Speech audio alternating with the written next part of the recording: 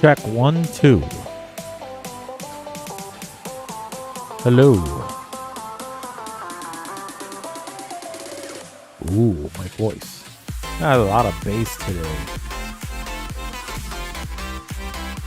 Maybe I can filter that a bit.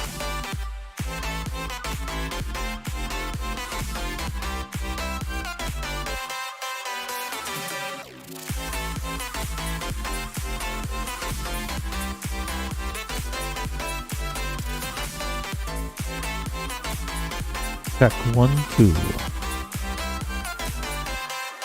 Check. Yes, this is like music loud. Check. Yeah, I need a little bit more bright here. Check. Check.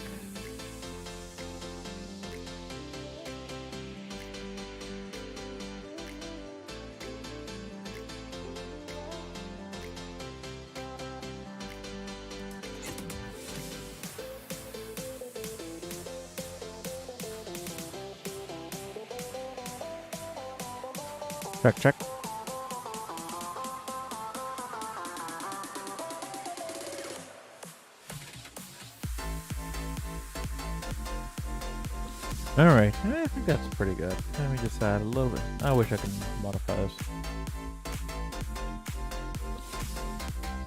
Alright, how is everybody doing? Alright, so, let me lower the music.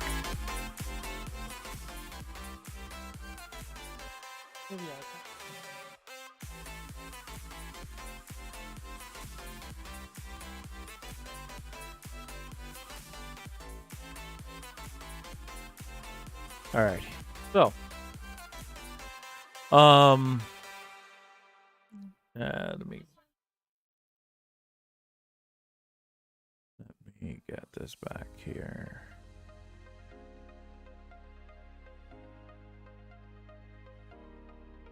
Yeah, hang on a second. I forgot to set one more thing up here.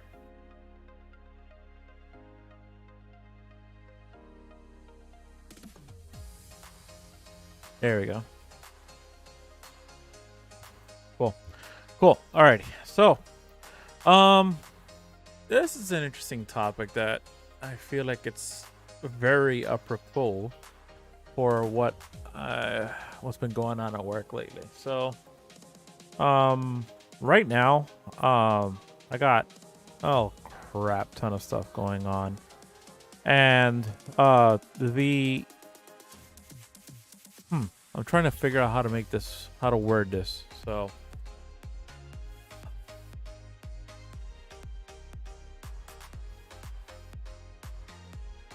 So in the last few weeks, I've been back in the interim management position again for the third time in a year, where now with the recent acquisition of the company, my company that I work for, has obviously increased the amount of work on top of the initiatives that I've been trying to push, on top of things that the new parent company wants to push, on top of things that have been an issue since about a year already. One thing that I'm noticing that I'm having that struggle is kind of getting that burnout. And it's not the burnout from the tech, or it's more of a burnout from just the sheer amount of responsibility that's on my hands, on my shoulders. So I'm trying to figure out how to, not figure out, I know how to do it. It's just kind of, this is gonna be a therapy session for me. But a lot of the things that we have to address as techs and things that we deal with on a day-to-day, it's not most of the time the technology, it's the interfacing with people. And I think everybody agrees that interfacing with users, interfacing with executives and decisions and all that fun stuff can be exhausting. And I think everybody can agree of the music. Oh, this just has a long exit. I think everybody can agree that just interacting with people is just very difficult. And I think overall, the figuring out how to not get trying to figure out the exact words, how to not get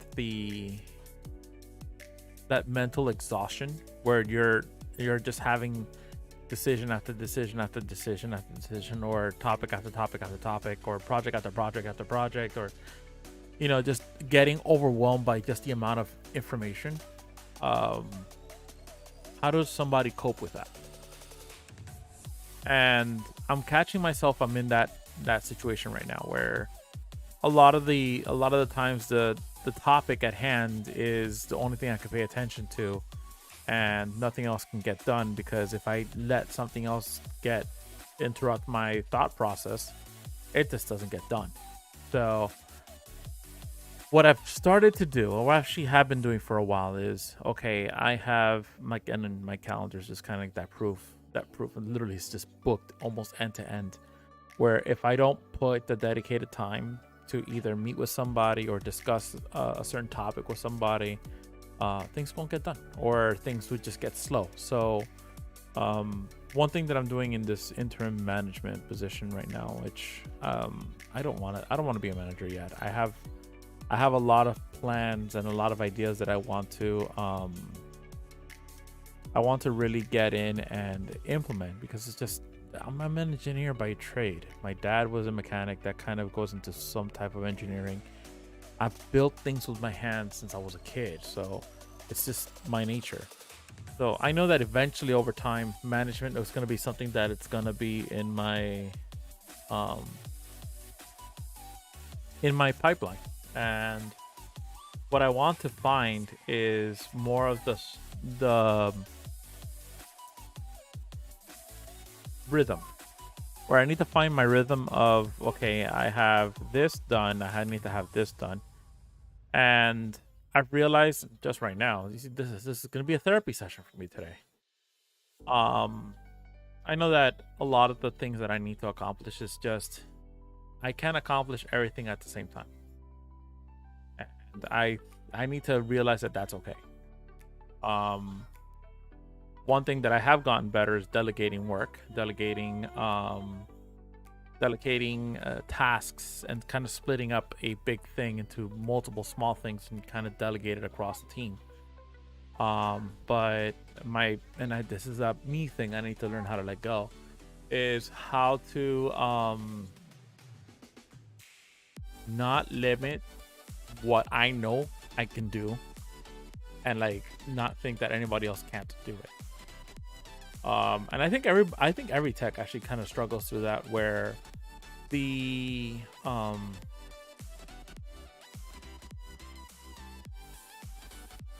lot of the things where we need to address is, hey, you're not the only person in the team that knows everything. Everybody else needs to know this, where you need to take an opportunity to train somebody, or you need to take advantage and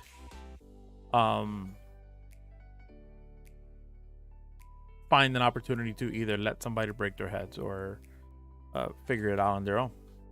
And that actually goes into a separate conversation, separate topic that I want to have with my friend Jason on the stream. We might be doing a podcast, hopefully, more structured podcast style. But I think a lot of the things that I need to address is a me thing, and I think it's just a perspective more than anything else. I am tired. I am mentally exhausted. I can tell that there's conversations that I'm having that in 5 minutes I've forgotten what I talked about, and I guess that's just the nature of the beast, I guess, in that case. But also I need to understand that I need to pace myself. I need to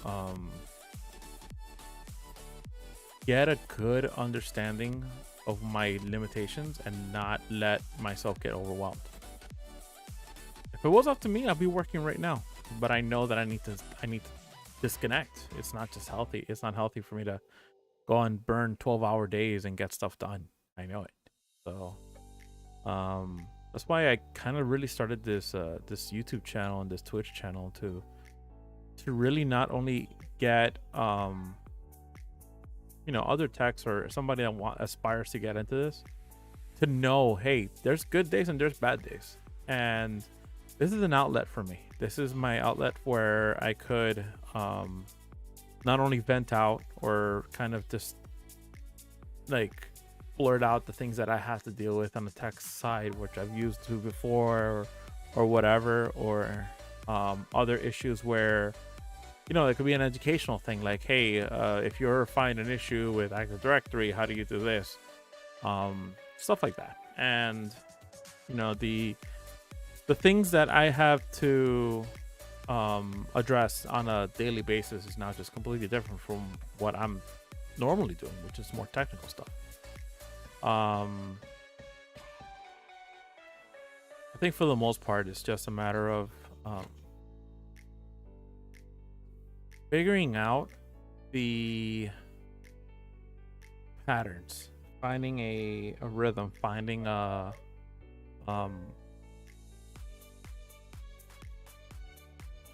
process that works for you. So I realize that the process that I'm doing right now doesn't work for me. I'm burning myself very, very hard. Where I think anybody that goes in the position where I'm in right now, I think anybody would just be saying the same exact thing, or be like, hey, you're over extending yourself. And I agree. I know for a fact I'm overextending myself. But I'm seeing this right now that it's just, hey, this is a short term. I can run a short sprint at full speed and then kind of take a step back. Gotten compliments on my management style. Actually, everybody praises it, which is scary because I'm not a manager. Getting compliments on a lot of aspects, from management, from the team, from the pretty much everybody in general, which scares me because I feel like I'm not accomplishing the things that I want to accomplish, So there's a lot of little things that I think that should be taken into consideration. One is know your limits, know your strength, know your limit, know your limits is one thing. What was the other thing I was gonna say? Know your strengths. Know your strengths and know your limits. Know what you're capable of doing and know what you need assistance, like helping. Which my case is I've been reaching out to HR a lot. Hey, I need guidance on how to approach this, or I need guidance on this, or I need information because I don't know, or previous management or whatever. So these are things that I just need to figure out. And figuring out is one thing that I'm pretty good at. I'm pretty fast. I'm a pretty fast learner. I'm pretty fast at adapting. I'm very flexible when it comes to that. But I also have my moments where I'm insecure. So I think that's the second step, is don't feel insecure, don't feel lost. I think anybody that goes into these positions where they're automatically just thrust into something that's much higher, that they think it's just farther beyond, kind of put yourself in the shoes of everybody else around you. It's like, what do you want that to be accomplished? What do you want from this person's position? And then figure out what is it that your strength is, and kind of start delegating work. I think delegating is actually the hardest thing for me, because I know that I can accomplish it fast enough, and not maybe even faster than some people. And I know that that's a bad thing. And I need to learn that. I need to adjust that. And I need to kind of let some things go and understand that I can't do everything. I'm only one guy. And just because an entire thing gets stuck because of me doesn't, it shouldn't be like that. And I think that's where we need to address. And then I think, what were we, 2, 3? I don't remember now. The next point is just Admit when you're wrong. That's actually like very few managers admit when they're wrong. Just admit it. You're human, man. I've messed up on a decision. I'm like, you know what? That's actually the wrong. My decision was wrong. Your suggestion is actually the right way. Let's go ahead and do that, and kind of be open to have either correction or have the input of other people and take them to considerations, and that's fine. And you're not expected to know everything. What you need to do is make a decision from all the information that's been provided to you at the time. And I think that's where a lot of the problems are, where managers are expected to know it all, and that's not true. You need to have a general consensus and gather the information and then make a decision from all that information. There's no beating around the bush on that one. It's kind of pretty simple and straightforward. Just, you're not a know-it-all, man. You can't know everything. You can't know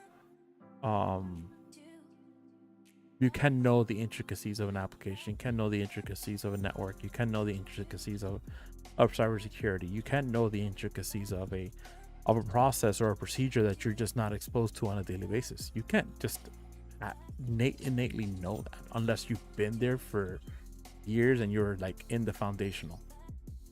So I think the next point was that it's just be okay.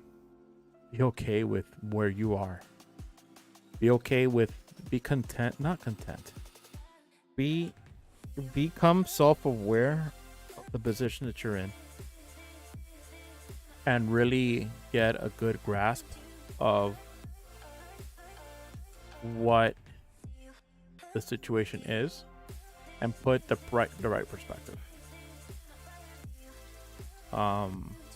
I think anybody that gets in IT, they think it's just playing with toys all the time, playing with tech all the time.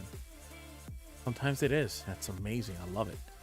Sometimes it's not. Sometimes you got to do the boring stuff. You got to do the procedural stuff. Hey, you're gonna have to write this documentation. You need to write this. You need to write that. So, yeah, like if I start seeing my calendar, it's just, booked, and I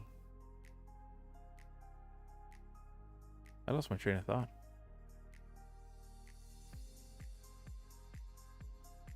I flat out just lost my train of thought.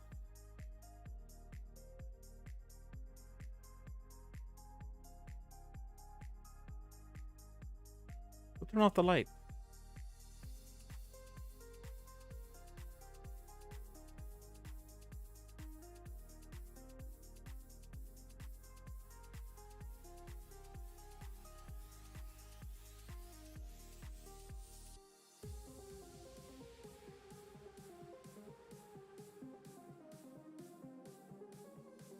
What the heck happened to this light?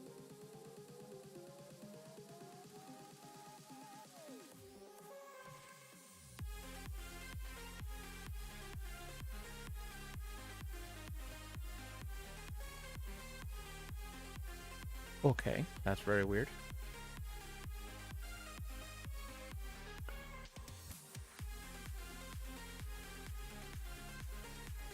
I just lost one of my lights. What the heck happened?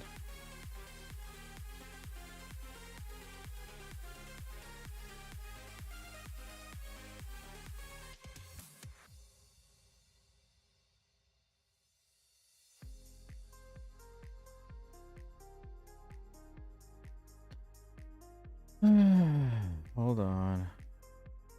Wait, I don't need that. I have it here.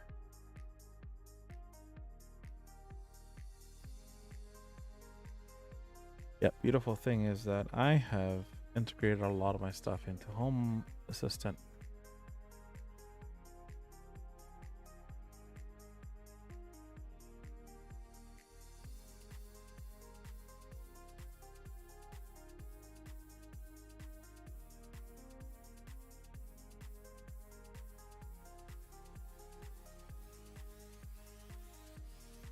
Hang on 1 second.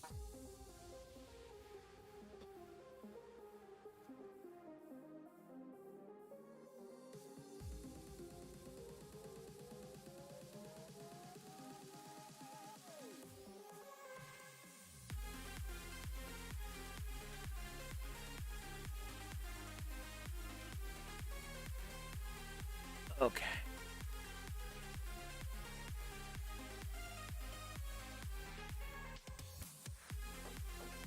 Huh. Something's broken on my home assistant server. But yeah, I think I fixed it.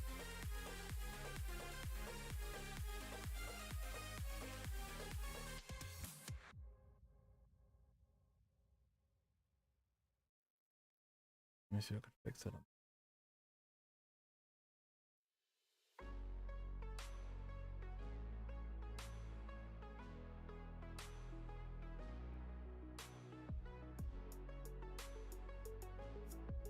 There we go. Hey, it worked.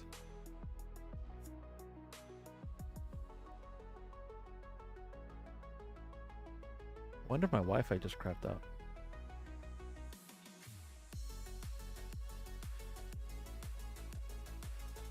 All right, back to our regularly scheduled program.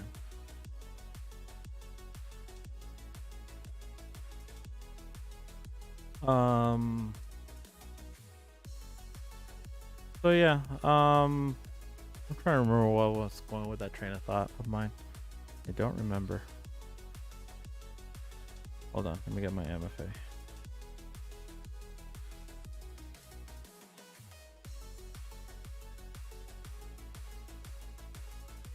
What? I know I didn't. I have disabled updates.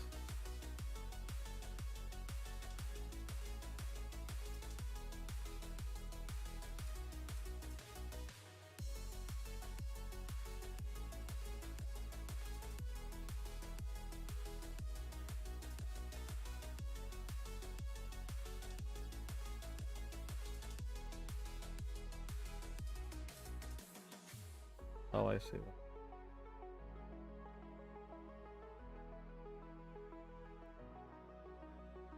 think I'm gonna have to move my access point. Interesting. Okay, well, I got other issues to deal with. But yeah, back to what I was saying. The so yeah, just trying right now. Where I'm at right now is, which I guess you can notice. The amount of videos that I've been trying to push out. Well, I've been pushing out lately at a lot. Even live streaming has just been like lacking lately. Let me just check this out. So in a nutshell, I have streamed. Last time I streamed was February 21st, and then I streamed again April 11th. Almost 2 months of me not streaming. Then I didn't stream last week or the week after, so I've been 18. Yeah, so I didn't stream 2 weeks after, or 2 more weeks. And then yeah, it's been a fun one. So unfortunately, a lot of the issues have been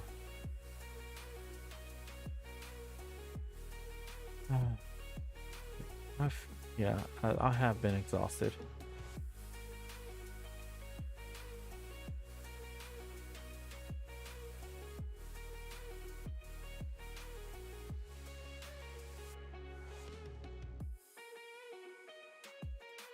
So a lot of things is just pacing, man. That's really what it is. It's just pacing yourself.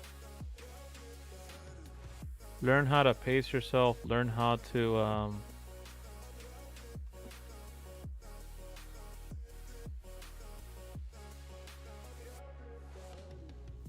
oh, neighbors.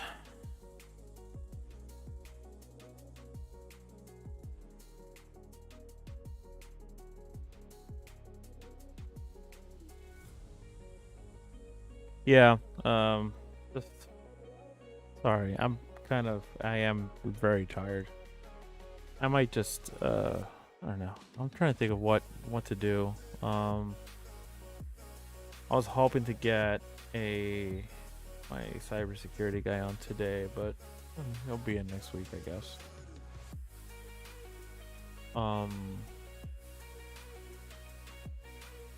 Beyond that, I think a lot of the things just learning how to pace yourself. Learning how to just kind of figure out, hey, you're not you're not expected to know everything. You're not expected to really um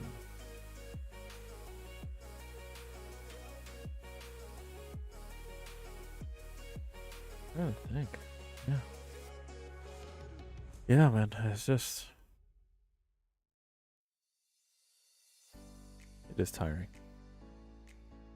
Um but yeah, it's to shift topics. I did set up the PF Sense firewall on my on that Nook, and I got the that card working. I did run into an issue where it would just have random drops and just inconsistent pings, but I had to turn off a setting. I forgot what it was called. I think it was called hardware checksum. I think that's what it was. I have to check.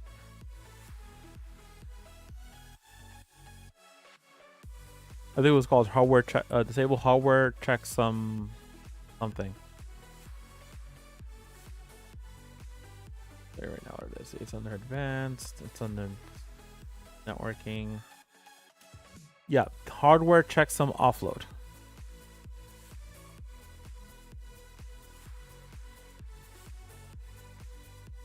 Yeah. So after I did that, I have been beautifully running on a PF Sense, the latest version of PF Sense. I think it's 2.6, running on an Intel Nook i3-8121U with 4 gigs of RAM, and it's been rock frickin' solid. Yeah, I went in and I went extra. It has a 120 gig SSD. Why do you need an SSD for firewall?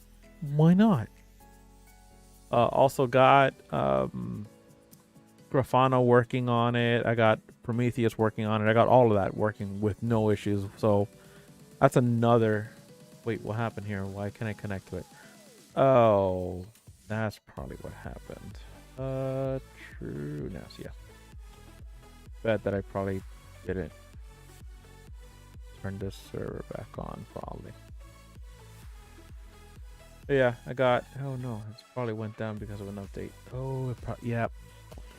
Yeah, I was doing an update to Linux and it probably just crapped out and I didn't restart. I need to set that to automatically run.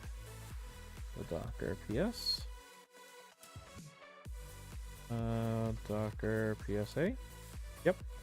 Docker start Grafana.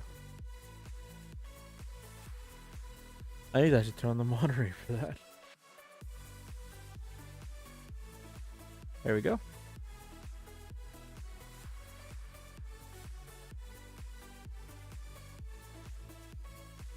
So yeah, actually yeah. Let me get this. PF Sense.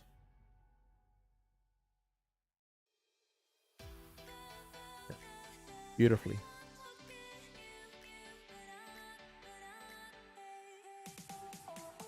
I can see all my metrics on the firewall with no issues. RAM's actually 54%, which is pretty decent. My WAN, let me see if I can see the last 24 hours how much data I've been using. Yeah, CPU is like on the floor, which is so much better than I was using before. That one I was using a WatchGuard actually, which was a dual core CPU. Sucker was old, and that was like revving up at like a 30-40% CPU, but now this one's running at a cool 5%.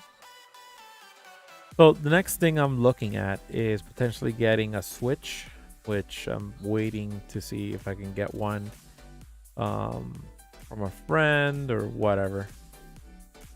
But yeah, the next update I need to do is that I want to see if I could get a smart switch. If I can't get a smart switch, then that's fine. But wrong one.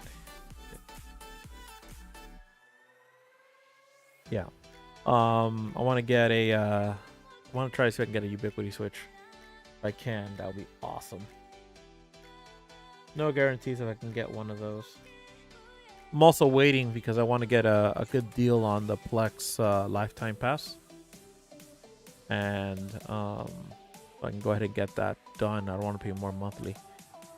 What else? What else? Yeah, the next big thing is a switch. I want to get a 24 port managed switch, PoE if I can, but it's not a requirement. That would be a nice little network upgrade for me because I'm running an old, we're talking about very old Netgear switch, probably like easily 14, 16 years old maybe.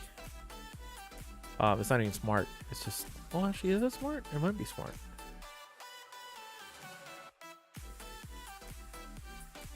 Is it smart? I have to check. I don't remember if it's smart. It might not be. I've scanned this thing I don't know how many times and it's not there.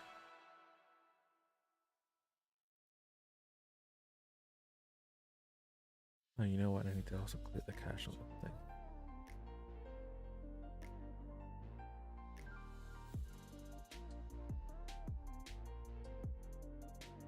Delete stored data.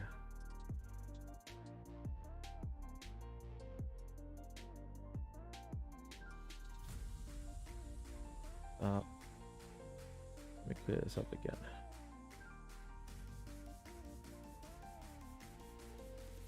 All right, rescan. I don't want to see that one. There we go. So that's pretty much what I have been tinkering with. I built up, now I have 3 VMs. I'm gonna later on build up a Windows VM so that I can have that in my collection. I need to update my netbox after I make my video. I need to update my netbox with all my IP addresses. I have about 50. Lord have mercy, how many IP addresses do I have in use? Yeah, I have at least 50 IP addresses in use. Jesus. Yeah, I got my iTrack, my TrueNAS, my 1, 2, 3 VMs, my Raspberry Pi, and then from there I have containers from, oh, I need to fix these out of order. I got the light bulbs, I got my Ubiquiti Wi-Fi's. I have no idea what the hell this is. Got an Apple device, my PC, another Apple device, probably iPhones. Another my Ubiquities. My Switch, another oh, probably my wife's iPhone, Apple Watch.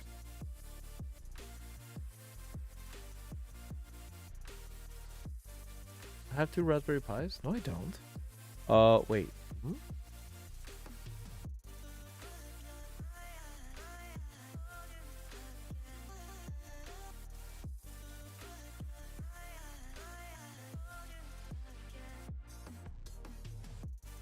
Oh, it might be connected to what? Oh yeah, connected to wired and wireless. Never mind.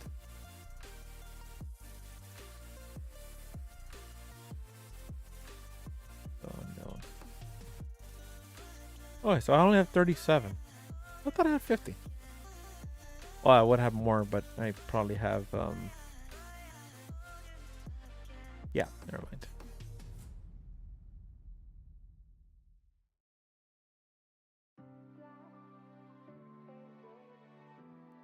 Yeah, I have a lot of little pieces of stuff here and there. I need to figure out, because my network is getting out of hand. And a Ubiquiti switch will definitely help me kind of identify what I have, but for now, I should be fine. Yeah, I have 24 of my IP addresses in lease. And then I have, what, from 37 to... How many selected view? Yeah, I don't know, I have another like 20 IP addresses maybe. Oh yeah, I need to figure out some of this stuff in here.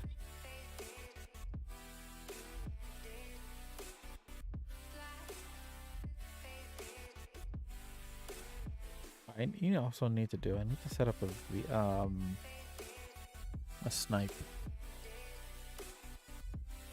I need to start inventorying my stuff.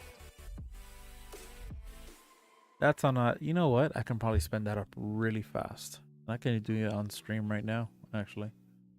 All right.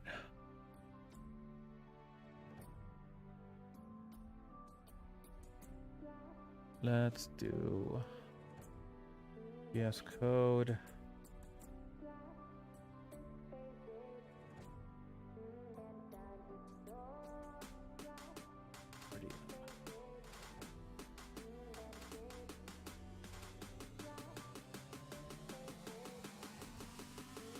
Then I do that.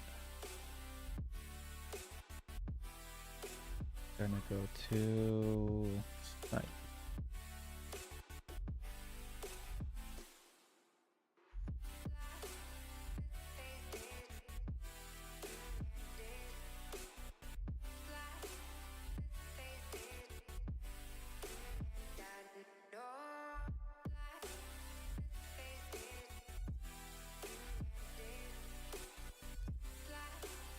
I don't need no route.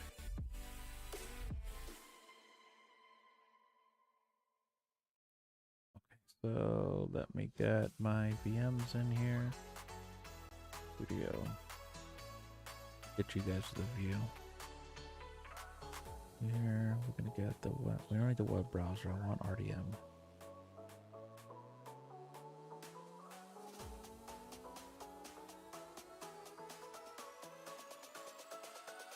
There we go.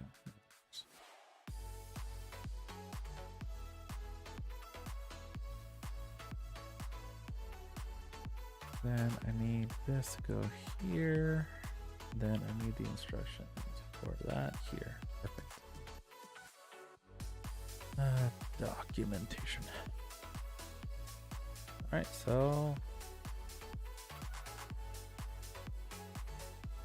if anything that's not running, everything's been up for 10 days.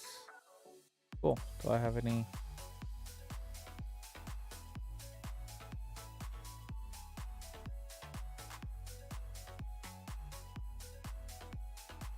Anything I need to update while I do that? Now I'm gonna start creating Docker. Here it is. Oh, I need to actually get my my SQL workbench. Oh, that's it.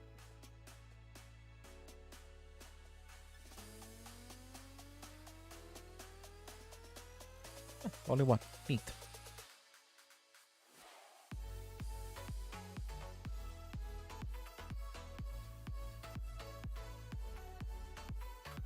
I might need to create a schema and everything. So yeah, I'm gonna need to have an environmental variable. Here.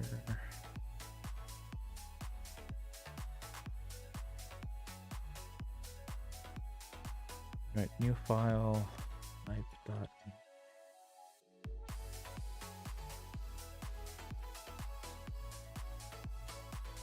Right, and then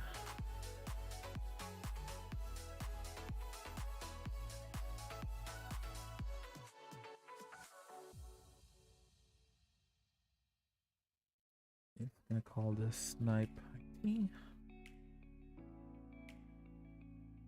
Oh wait, I have been typing without showing anything. Transition. Better. Cool. Yeah, not gonna see this part yet. Oh, I need not that so I can have a comparison. Alright, so snipe gonna be image. And the image is going to be, you know what, I can probably show this part.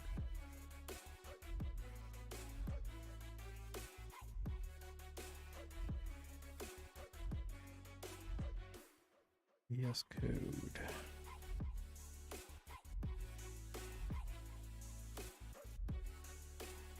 Yep. I think I'll just switch back and forth. So I don't have my passwords in here. No. Cool.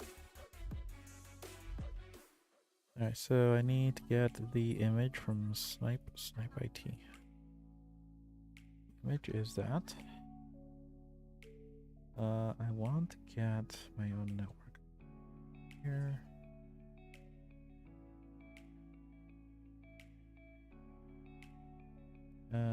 What a bit. I just.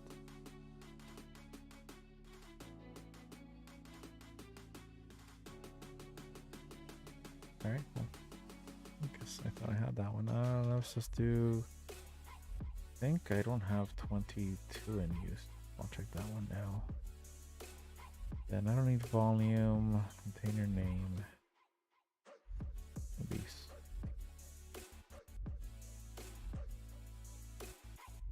All right, then I need the env file. The env is going to be called snipe. Oh, env.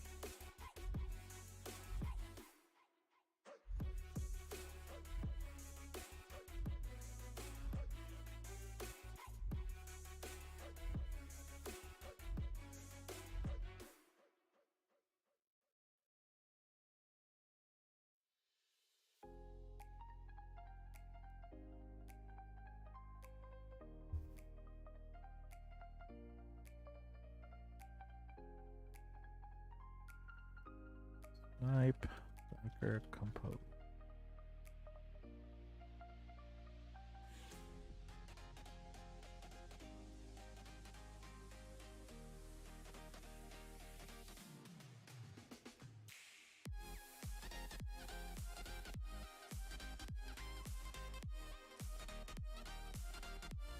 Huh, that's it.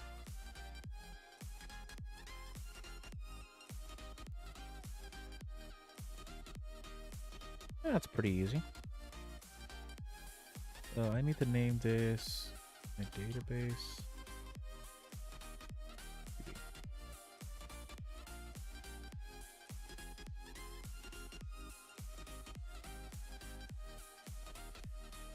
All right, I think that's it. Let's switch back. Alrighty, and then I need MySQL root.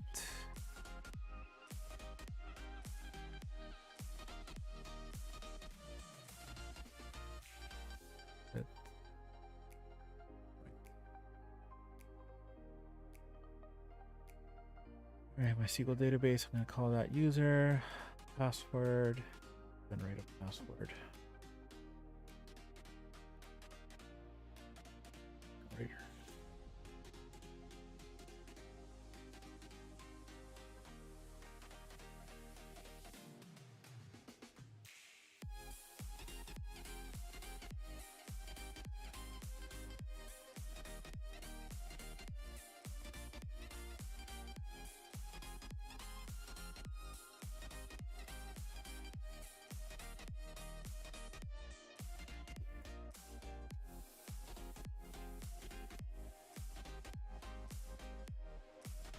This is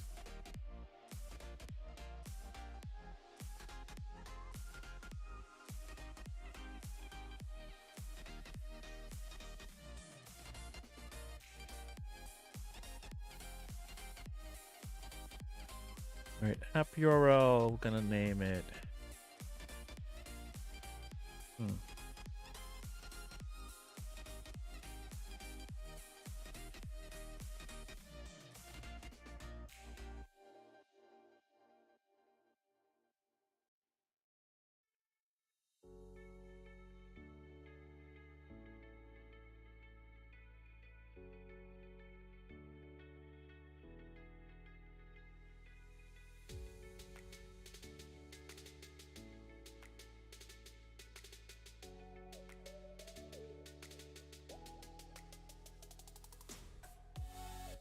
T1.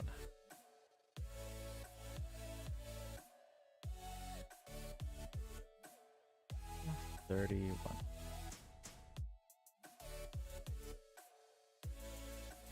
Let me go ahead and generate a new SSL cert.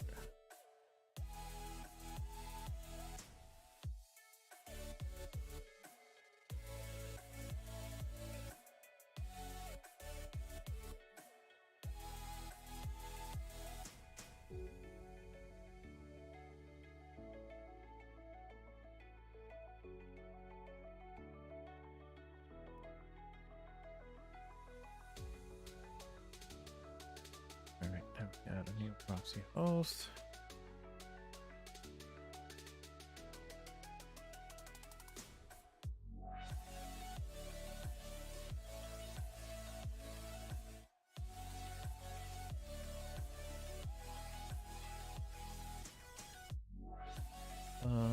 Where is it? Okay, what ports do I need? Just 80. Neat. Alright, and we're gonna make this require a new cert.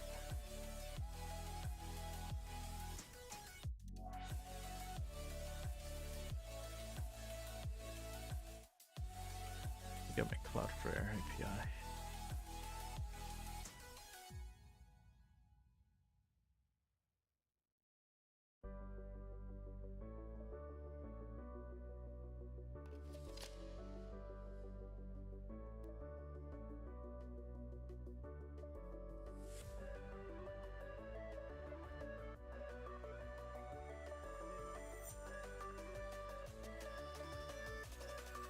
Alright, well, that's doing that.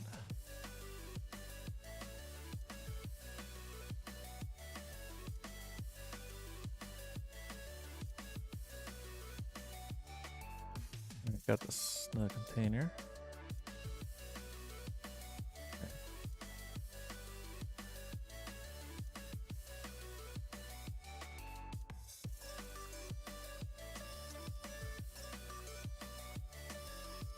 Alright, so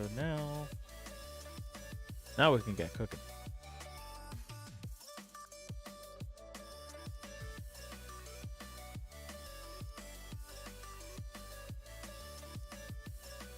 I'm gonna have to switch because it's gonna have a key, so. Sorry. No key for you.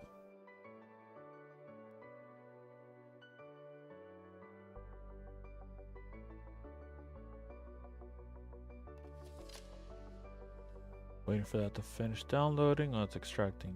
So.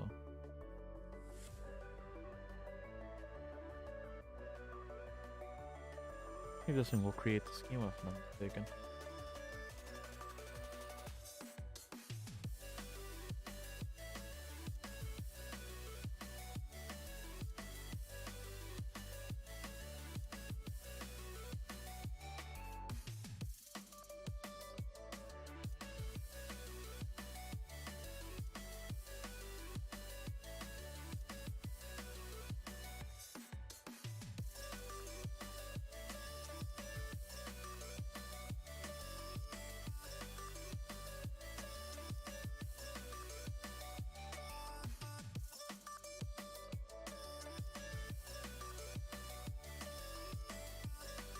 Oh, it's still pulling.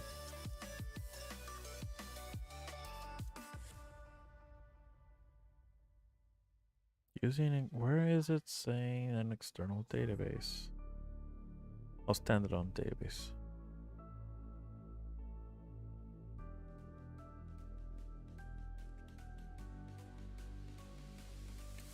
Oh. Crap.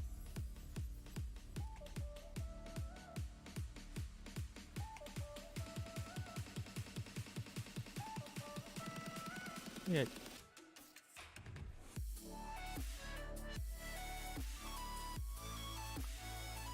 Should really be modifying this so it just points to this.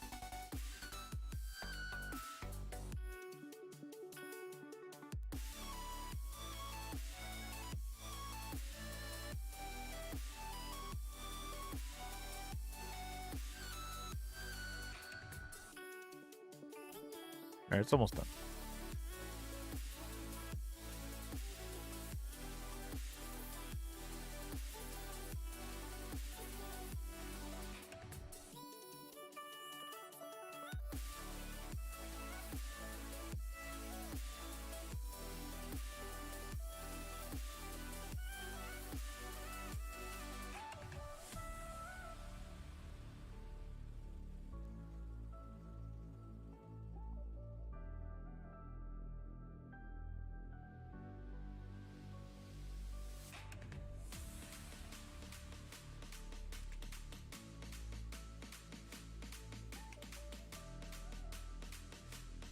Alrighty. Now,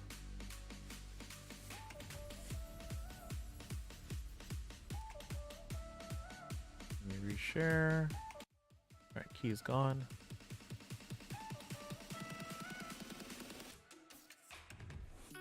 I'll make sure.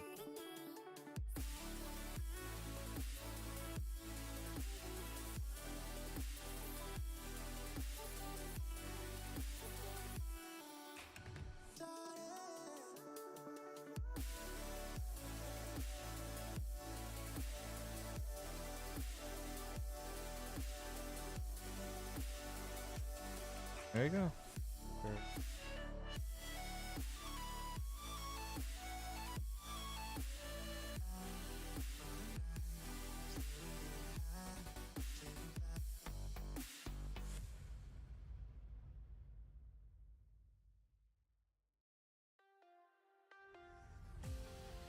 All right, and now I need to actually go in and go to my hole.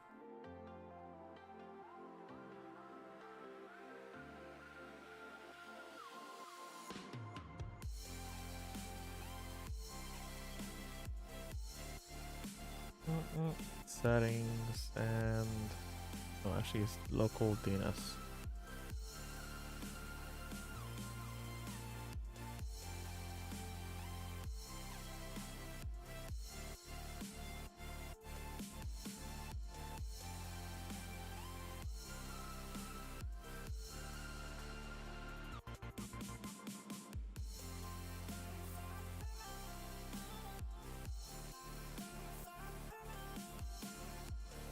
Oh.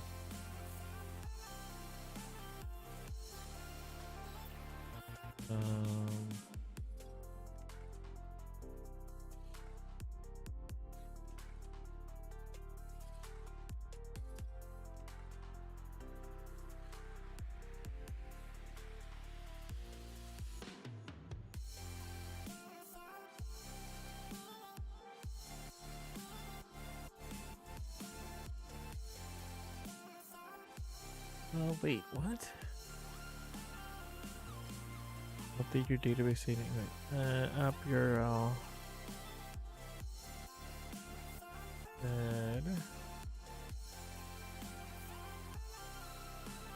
Did I miss something? And then, oh, yeah. I forgot something.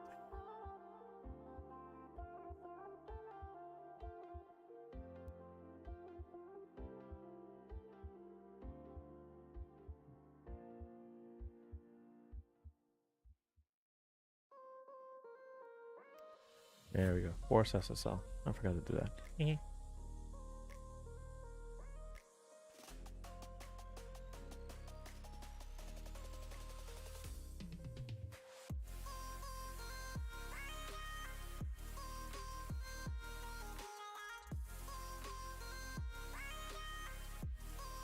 Wait, what is it? Wait, I need to do something in the database first? Installation. Install. Creation.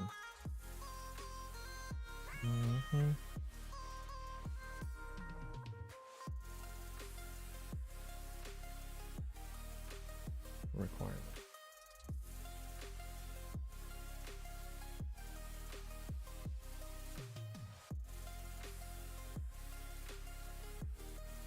Alright, getting started. No, I need to do the database configuration. Security, nope. Installation. Creating a database and user. Okay, so I need to actually...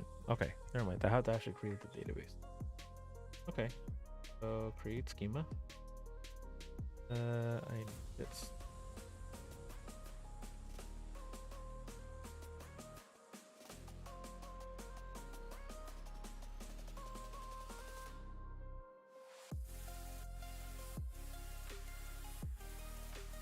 And this is the password.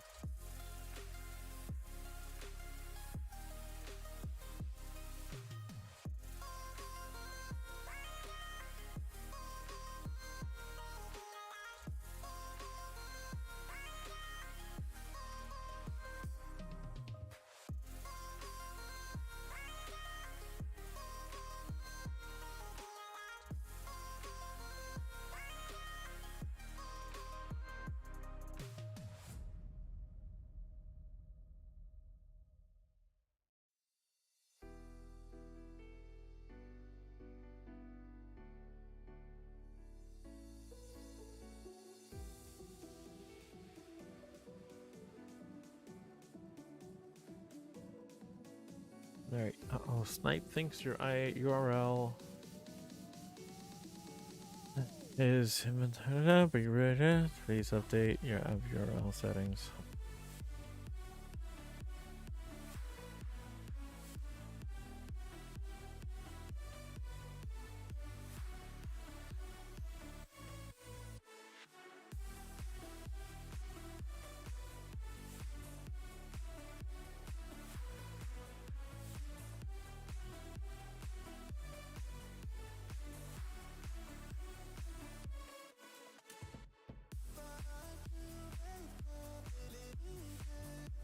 All right.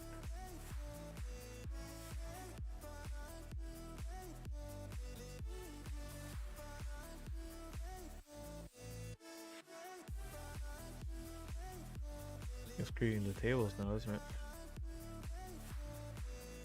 Snipe.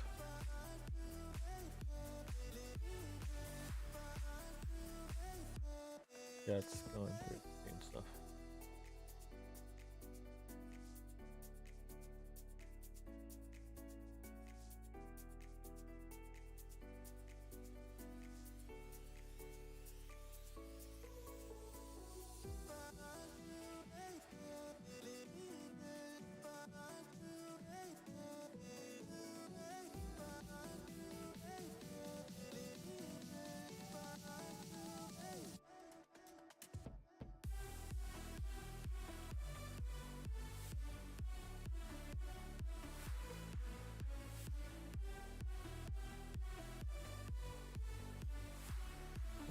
Yeah, creating a button.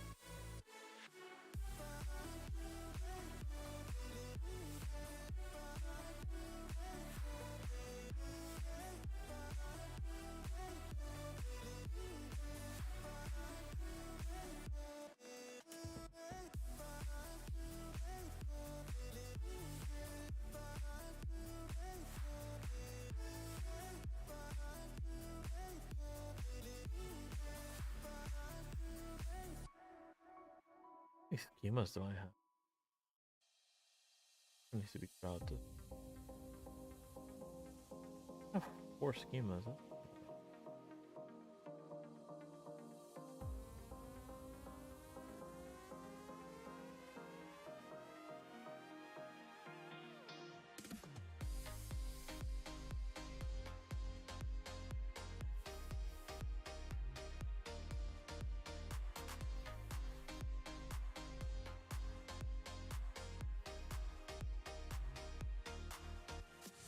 Where's stuff's go?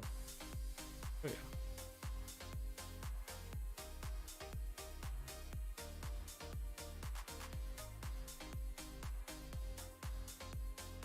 Alrighty, and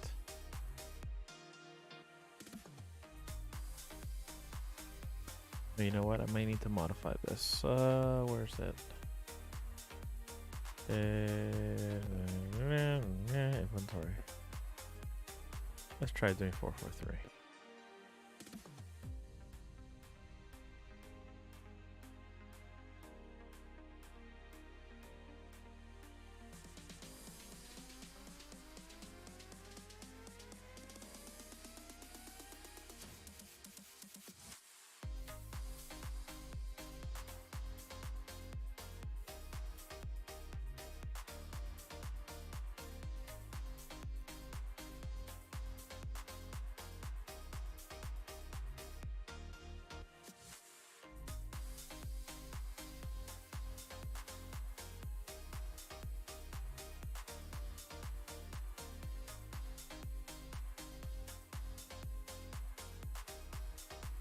Okay, so I guess I have to set it up as 30, as 80. Fine.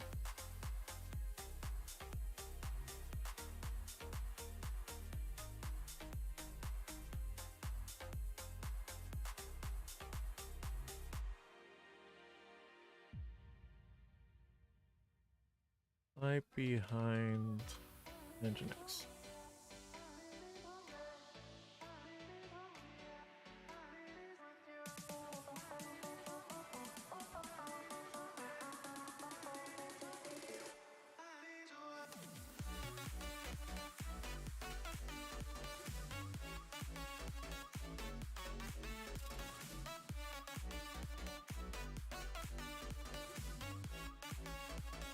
So I gotta add this.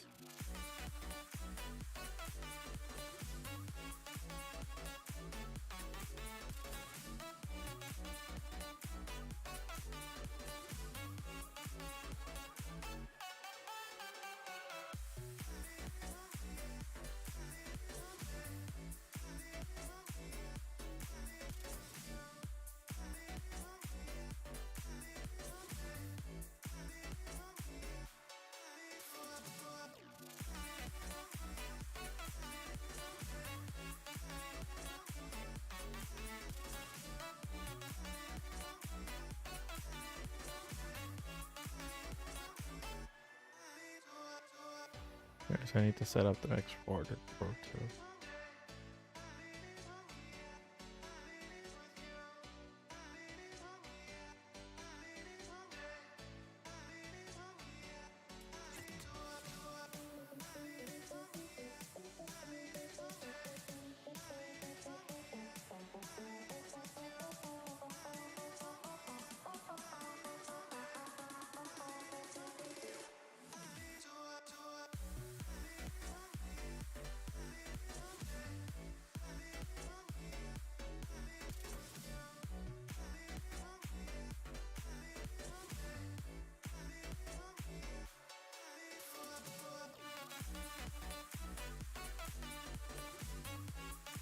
Done.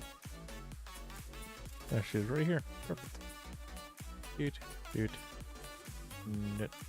Right, here it is. Go in here, add it.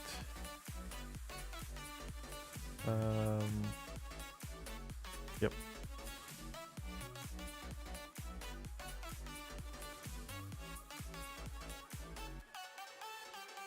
Oh yeah, I need to modify one more thing. I need to set this up to be SSL. Duker. SSL. Oh, I need secure cookies too. Core. Put it cookies. Okay.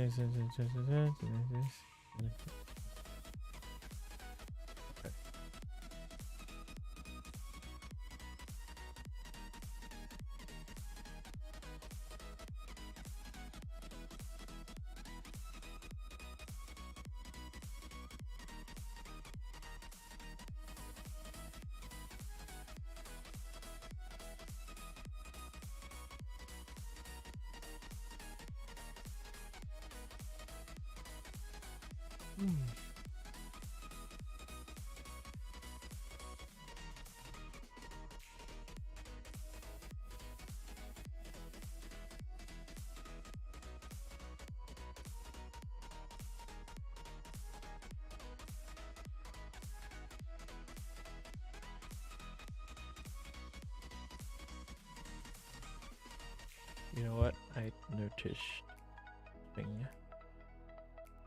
Actually, I don't need this anymore. Really, what I need to do is go Engine X, modify this to be HTTPS. Just type this to be Snipe. Needs to be 443. Save that. I need to go into Snipe. A port.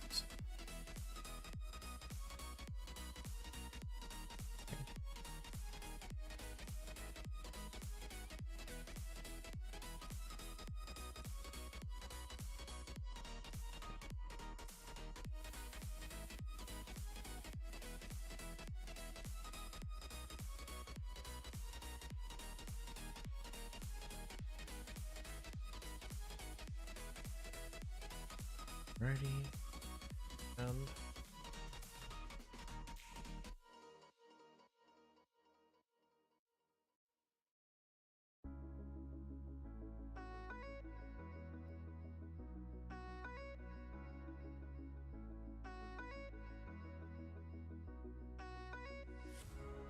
maybe it's Snipe by 2. Probably is Snipe by 2. Fine. Anyways.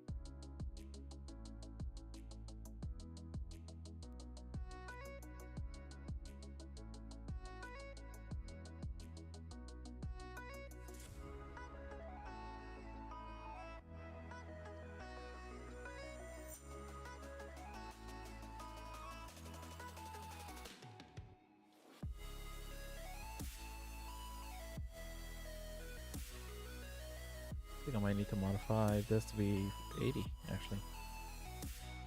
80. That's it.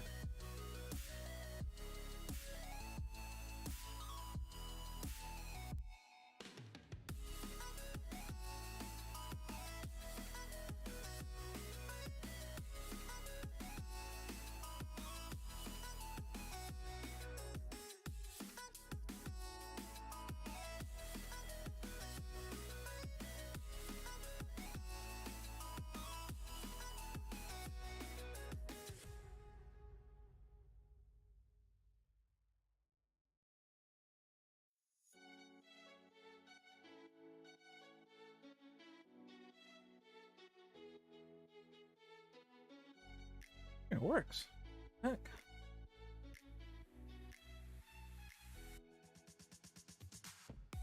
Oh, it doesn't like the cookies, does it? Oh, you know what? I also need to turn on HSTS.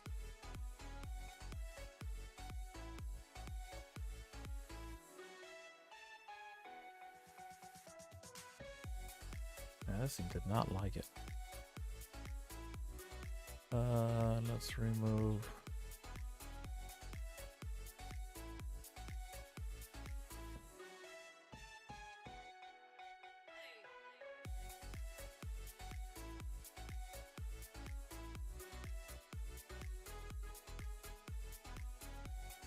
Oh, that's why. Custom location.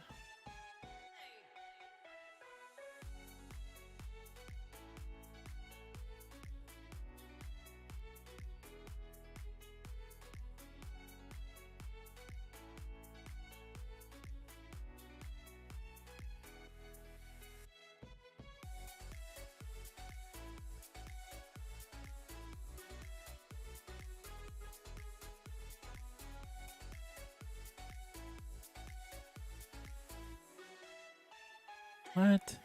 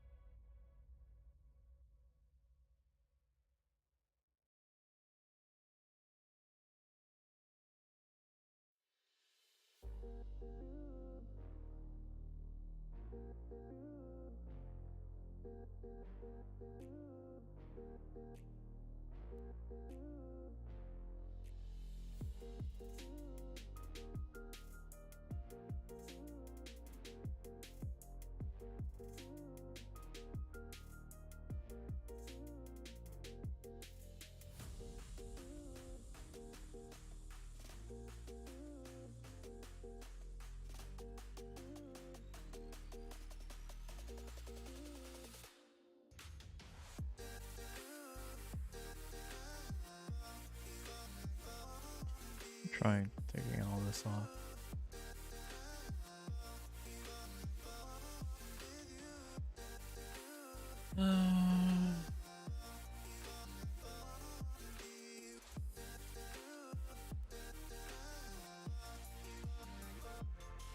Music.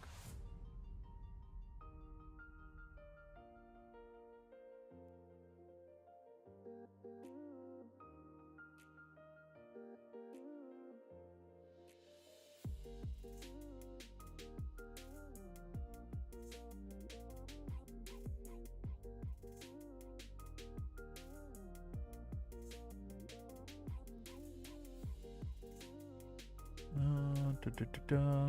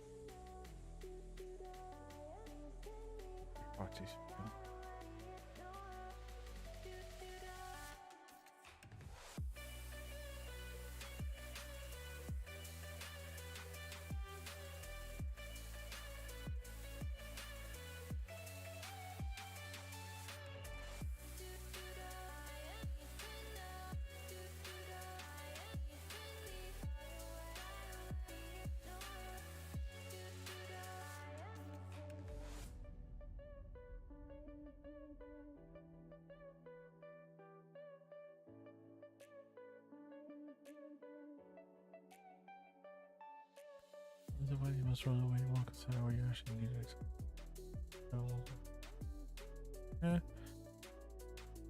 The tallest case will be sorry. So, right motivation can get useful knowledge on the other side. Strategies are not required, but again, are you running anything? Optional configuration. Needs to be ESCO only cookies and settings. Previous type. Debug.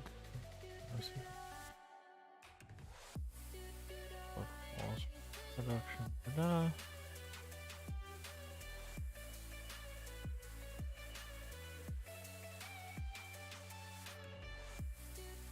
Yeah, I've done this. What the heck?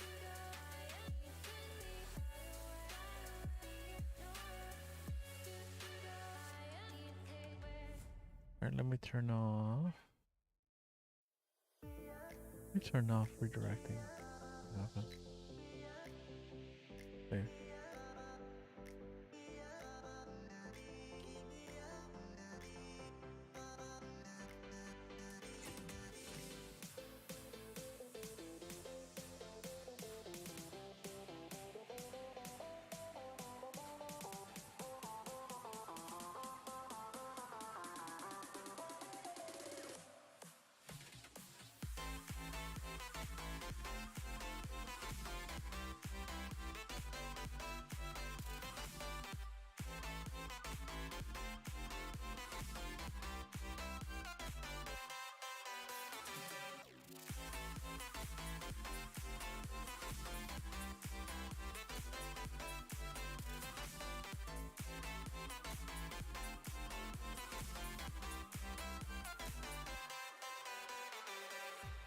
Why is it redirecting it?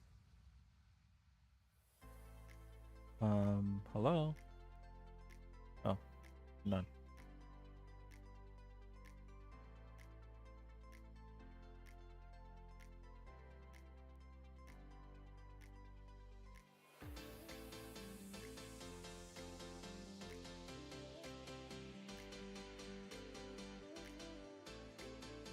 Incognito?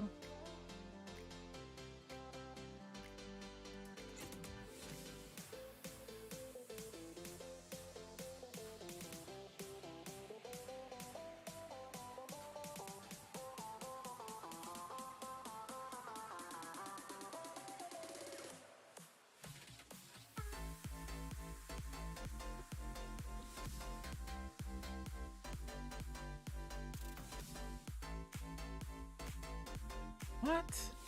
Okay, there's something else going on here. What the heck? Alright,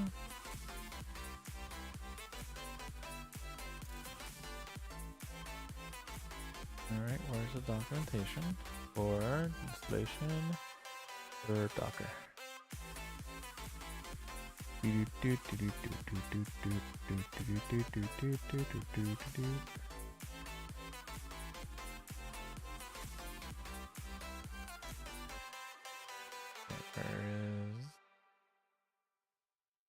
is PHP upload?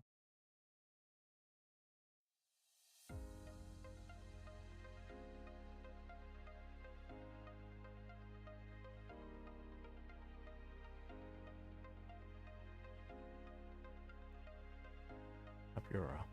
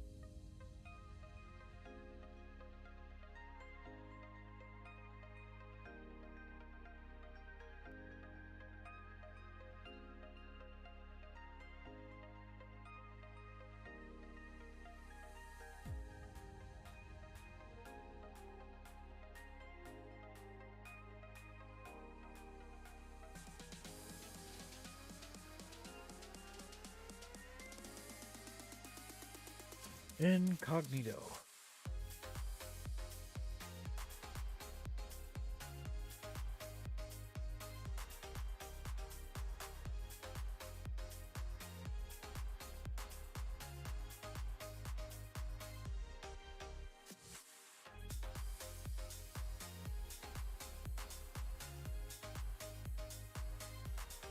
Okay, so now I'm running to an IT URL,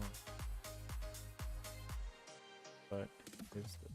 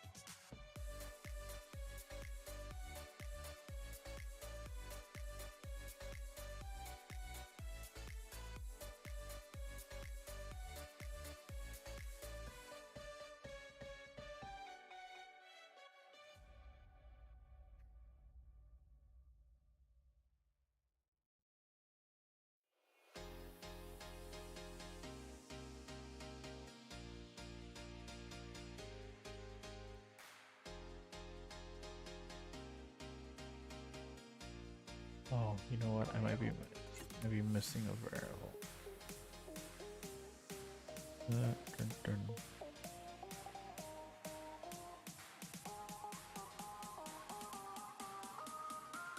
Dun, dun, dun, dun.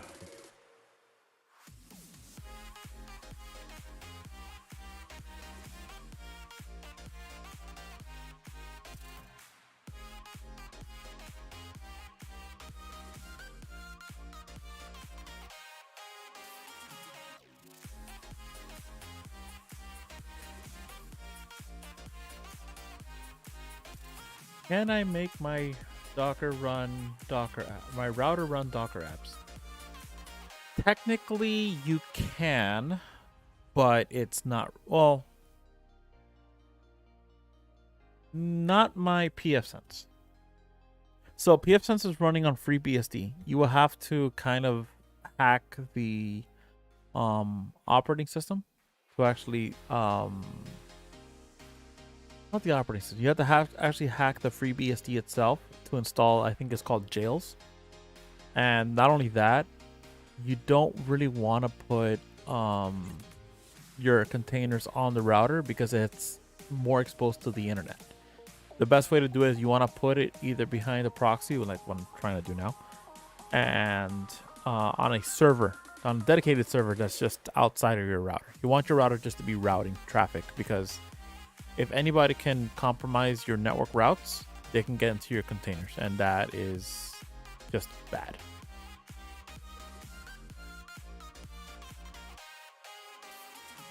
All right, is this working? It's still spinning.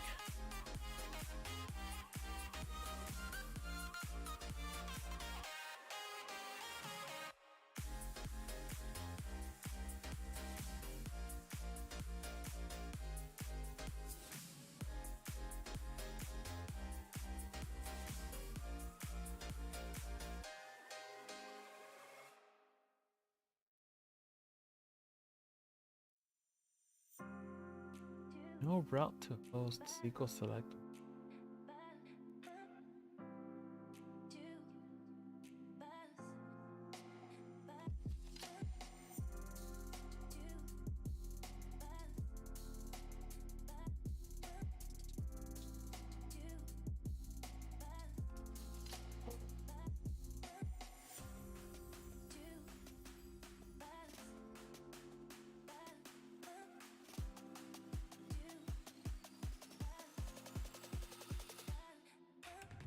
We run this database. My router. Same thing. You don't want to, if it's internet based, you don't want to put it there. For sure, you don't want to put if it's internet facing, you don't want it. Now, if it's network facing, you could. I would still not do it. I'd rather have dedicated components for each hop. So you want to have your server be your server, and inside of that server you can run containerization. If you're running VMs, yeah. Is Pi a router? No, Pi is not a router. Pi is a computer where you could make it into a server. Yeah, no, you can't. At least to my knowledge, you can't put a router on Pi. You don't have enough network ports. You would need to have more ports than just one. And wireless is not reliable enough for it to be a router. Now, you can kind of hack around Linux to make it into a router, but it gets really messy. It's not feasible. I wouldn't even go down the route of making a Pi router. Not powerful enough.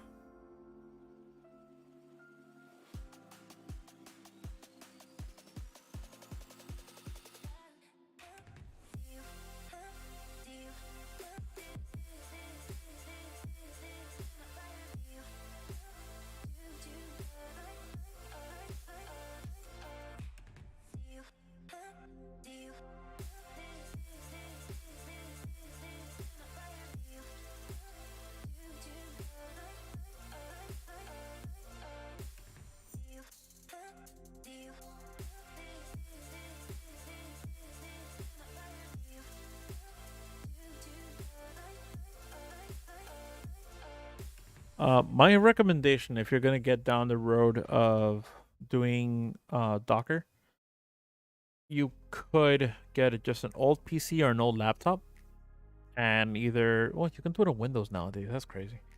You could do it on Mac, Windows, or Linux. Ideally, you want to run it on Linux. It's just more compatible. And go from there. But if you just have Windows or you don't have enough space to run a VM, you could just run it on Windows. That might be the best way if you're just getting into the basics of Docker. You want to do that. But if you have more like computers or resources, then yeah, I would start grabbing those machines, throwing Linux on them. My preferred one is Rocky Linux and Ubuntu. And start learning from there. You'll learn a lot of Linux if you're doing it on a Linux-based system. And the good thing is that a lot of it transfers to the other ones, especially the Docker commands. The Docker commands, I can't speak. The Docker commands are universal, so you do it on one, you know all the others. I'm having an issue with this. It dropped. Yeah, I think I'm gonna drop the schema. Yeah, this didn't like it. So Docker stop.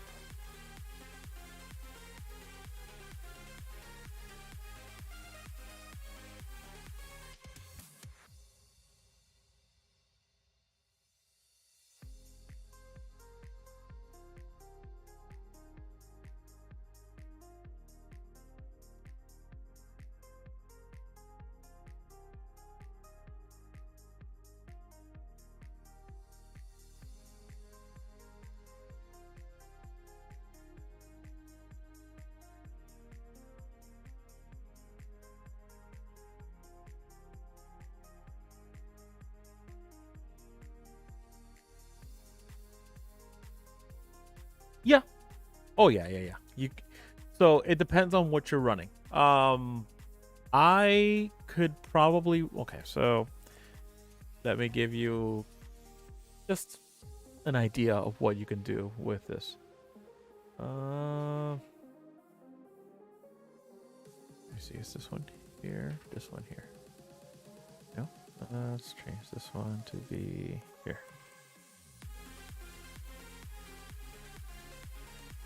So here's just a quick little thing that you could do with Docker.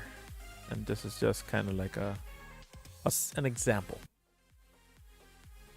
So inside, this is the VM that I'm running Docker on. It only has 6 gigs of RAM, but I have 22 containers. The biggest one is and I'm looking at the wrong one.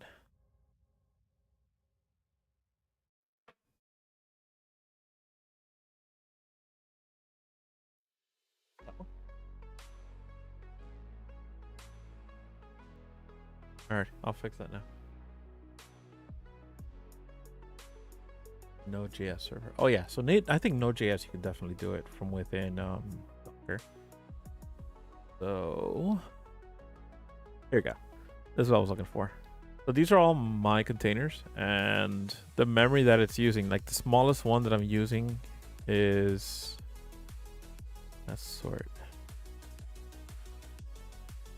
a Redis server, a Redis database. And then the other one is a factorial server, which is running 12 megs of RAM. And then I have Postgres, transmission, Advisor, and then Portainer.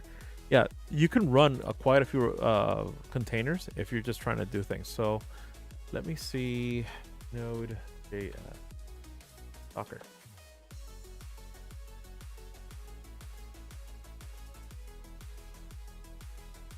Yeah, you can use, let's see. Yes. So the benefits of containerization is that you can run basically a script that can just launch a container, run a penetration test, then drop it. Run it, drop it, run it, drop it. You can have it just go ahead and start basically doing like an entire botnet of maybe like 40 or 50 like like whatever botnet you want to either do a pen test or trying to do like an exploit, you could actually use Docker to do this. Actually, it's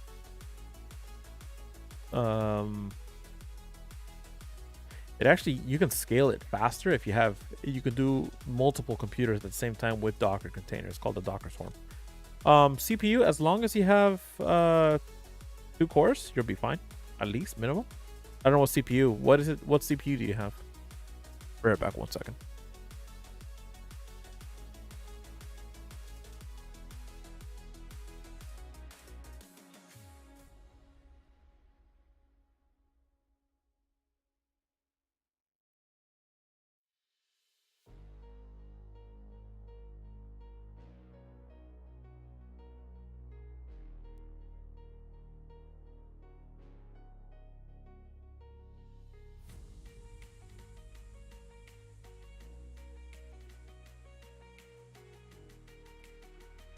All right, I'm back.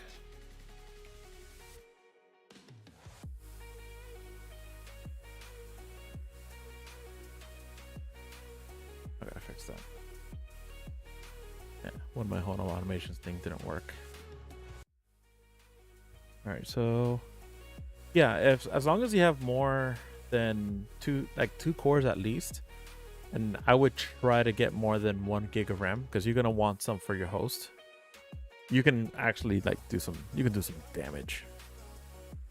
And then if you want to get extra saucy, let's say that you're gonna do a pen test, like you're a white hat. Again, not condoning and not endorsing it. If you want to do this for testing or trying to find out any vulnerabilities, you could scale this using Docker Swarm to multiple computers at the same exact time and load up 70 containers at a time and just go at it, just to see if you can find an exploit and then get the findings from there. Very good white hat hacking. All right, back to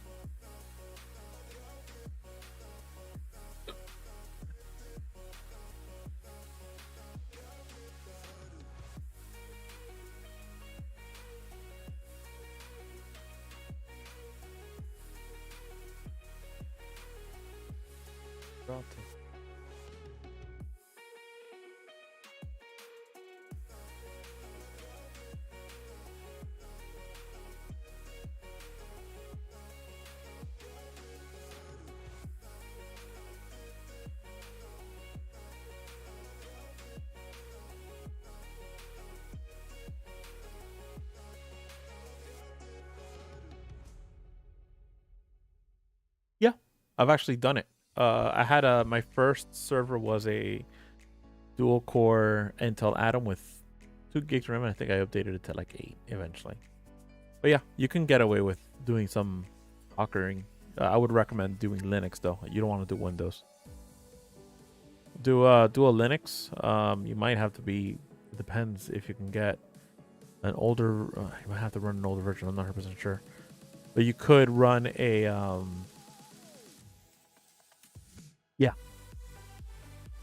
Yeah, you can do it. It's just going to be a little bit slower, but you can do it. Why does it keep on saying this?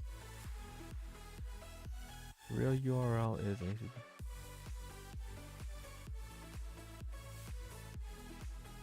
Oh, boy.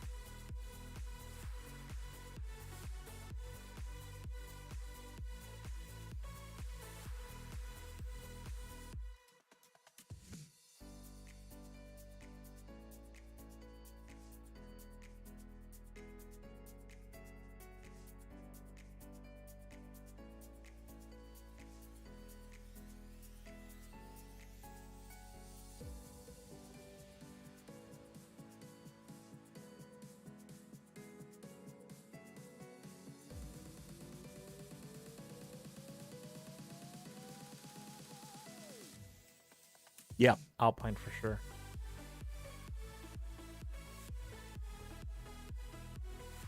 Alpine for sure, for sure. You're gonna want to do that.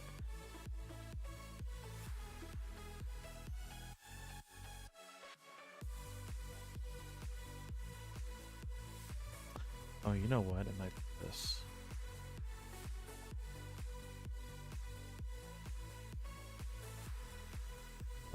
Where's my Raspberry Pi? Here it is. Inventory. Let's drop that.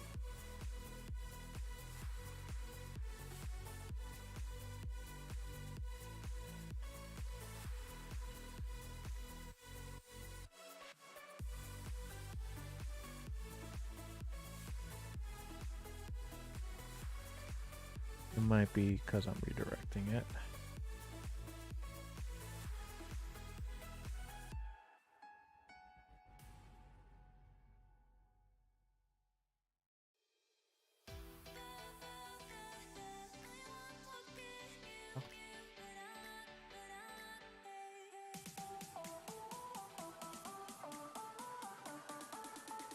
That's actually exactly what I'm doing. Docker. Hold on 1 second.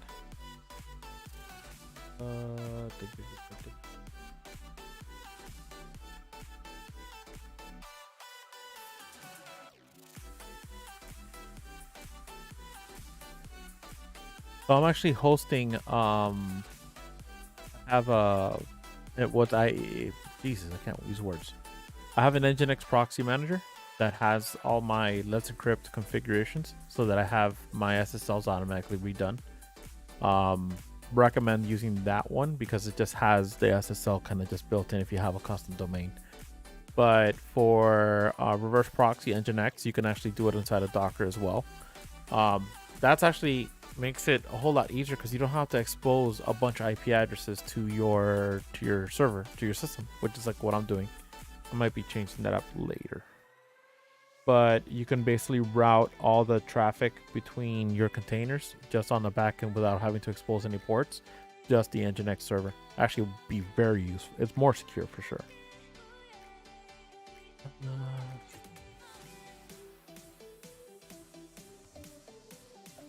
I think I actually went over doing that in one of my previous live streams. I'm trying to remember which one it was. Let me see if I can pull it up.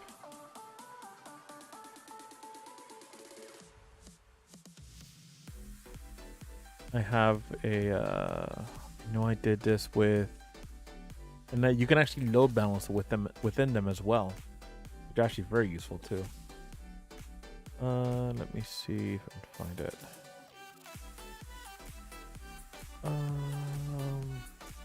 Let's see.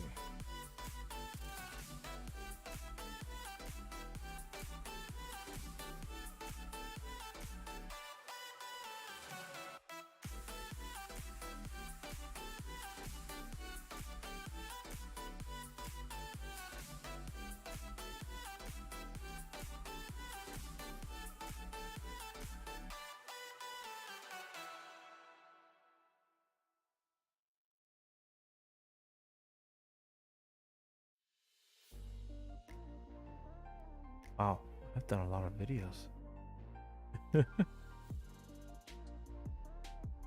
HCP lab.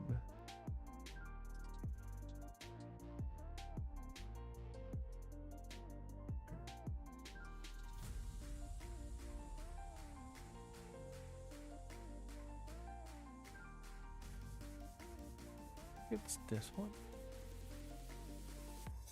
It's one of these two. I'll link it in the chat as soon as I find it.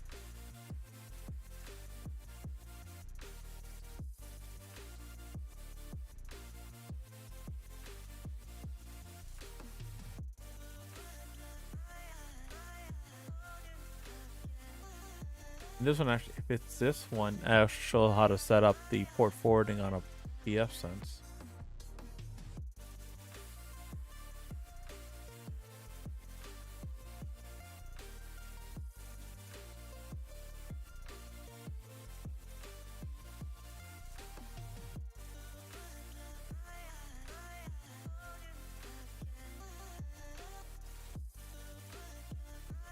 I think it's this one.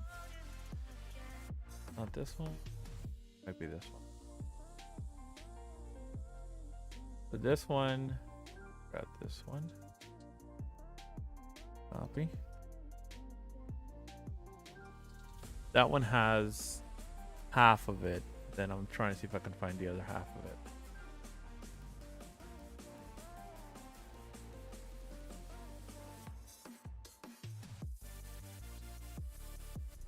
Yeah, I was load balancing PHP IPM. Yeah, PHP IPAM. I don't remember if it was here or not. Or did I just start going into a tangent?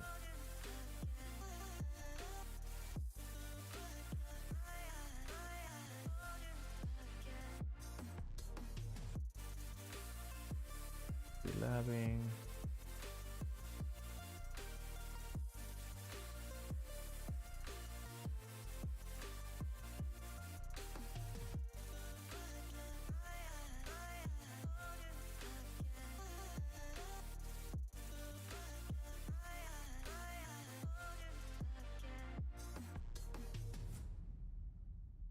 It's in here. I'm really close to it.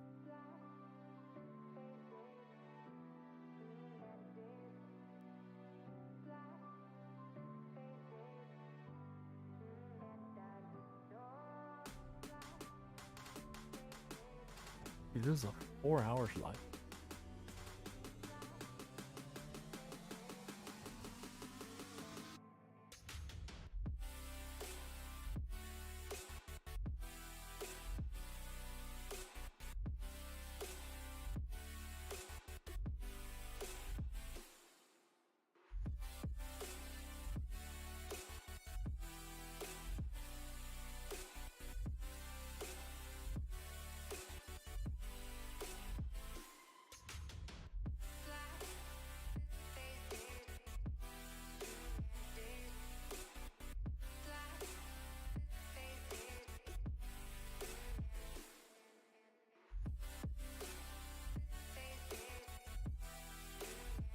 It's in here somewhere. I'm trying to find it.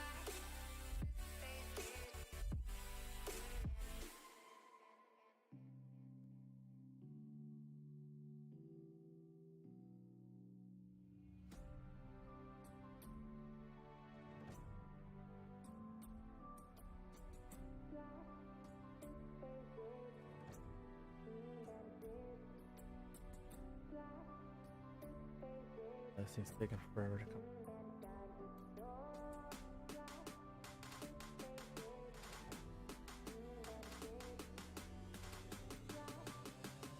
Alright, yeah. I can't.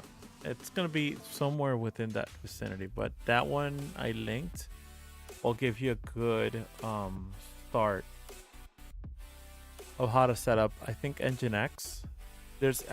I know one specifically had an Nginx. I think it might be actually this one now that I think about it.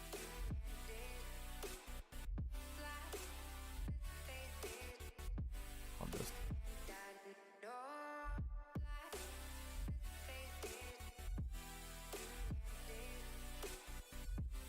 Yep, here it is. This is the one.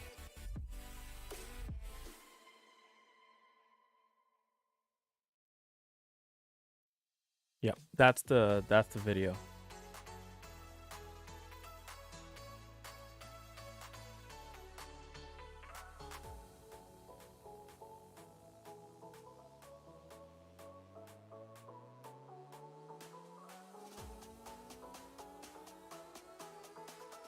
I knew I had it.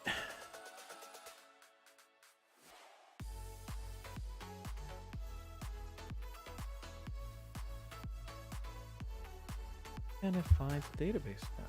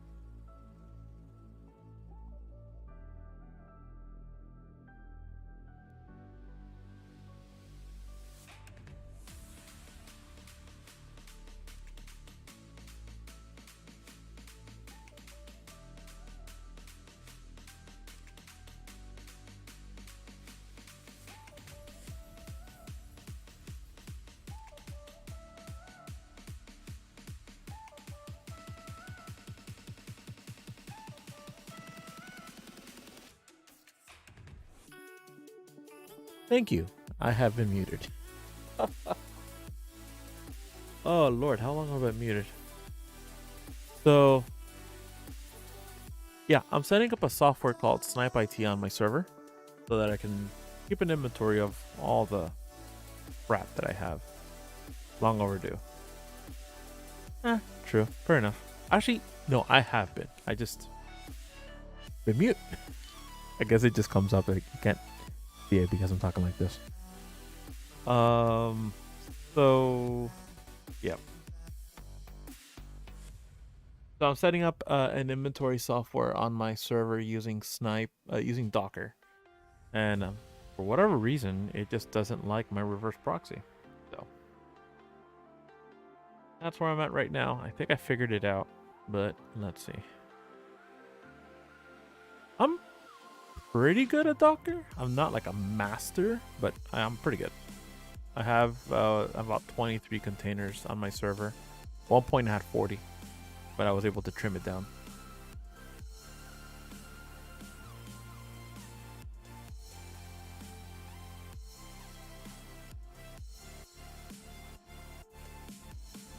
Well, of course I can. I can at least try my best.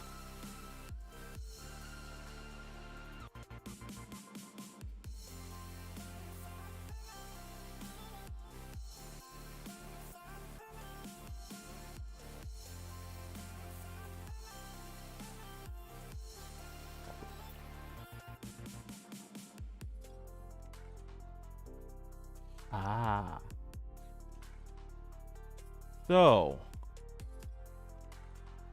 the easiest way to do that will be using Docker volumes.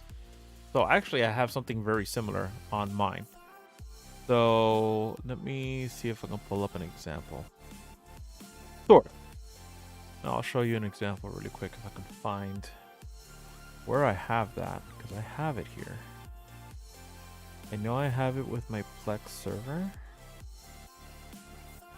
And then I have it with something else. I'm trying to remember what it was. Ah, yes, Nextcloud. So let me see if I can move this around so I can see both. That's Portainer, that's Handbrake also. So yeah, I have actually quite a few examples here. This is, oh, here we go, Plex. Let's remove that and move this.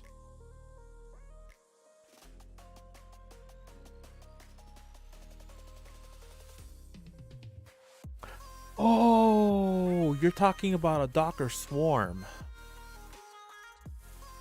So you're talking about two different hosts? Well, technically nodes. Yeah, they're two different hosts. So yeah, that would be an NFS share.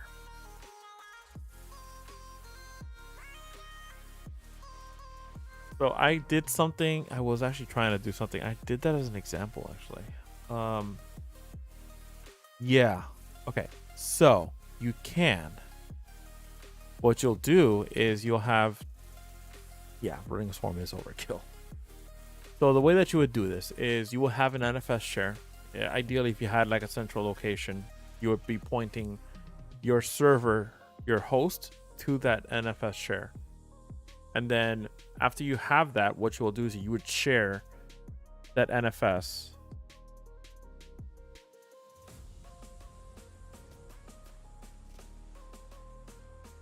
Yep.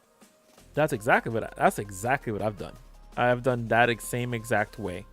To do one extra, if you have an NFS, are you using an actual NFS share, or are you just happening to share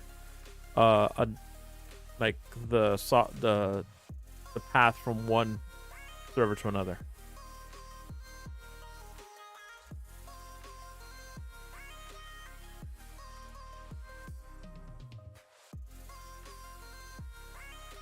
Ah, nice. So I'm doing something very similar. I'm using TrueNAS.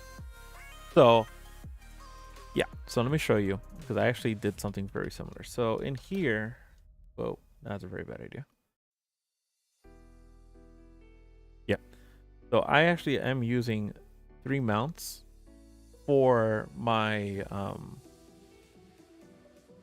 because I'm running. Okay, backstory. I'm running TrueNAS on my server. So what I did is that instead of having... Ooh, is that shingle? Shingle magnetic. Wow, I'm getting tired.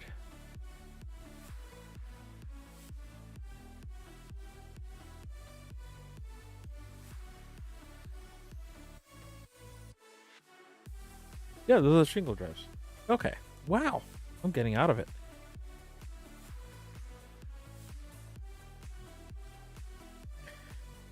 True. That is true. That's true. So have you tried? Oh, okay, so I know you're doing unraid, so that works. Okay. So in your case, you're gonna want to do something similar to what I did here. So I have my server running on TrueNAS, and then since I did it, I wanted to kind of make my data modular within my VMs. I'm not using TrueNAS's Kubernetes. I'm using Docker inside of VM using Rocky Linux. So I finagled it so that I can use the VM to mount to TrueNAS's NFS share, and then from there I passed on the variables, not the variables. I passed the mounting. I am tired. My goodness. I passed the mount to the Docker using this, and it just, for me, it worked. The only issue I had, and you might be running into the same problem, is permission space. You might be having a problem where you can't alter, or you're not be able to run the Docker container because you need to alter the user you're running the container as. So in my case, and let me see if I remember I fixed it or not, or did I just start running everything as 777? I don't remember. Oh no. So I started using, let me see if I have anything sensitive in here. Okay, this is sensitive. That is, no, nothing sensitive. So switching to here. So I did something like this. What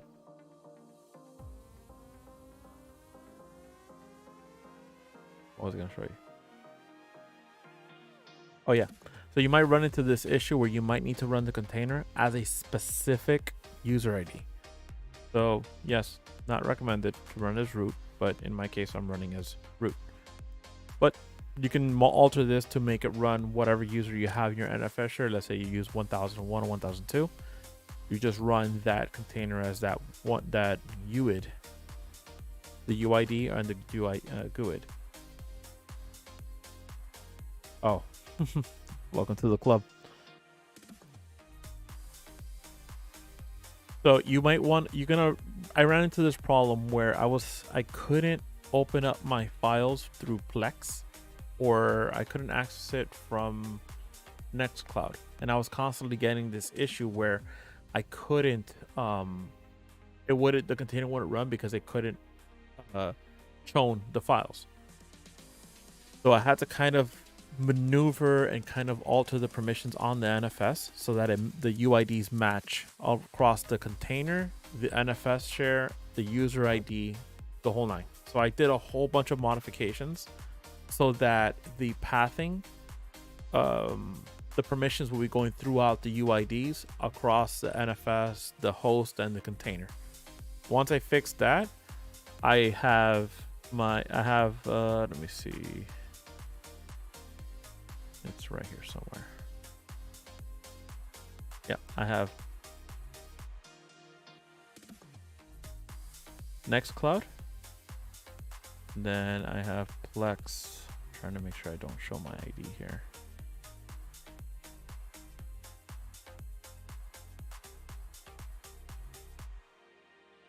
Then inside of here, I have the right there.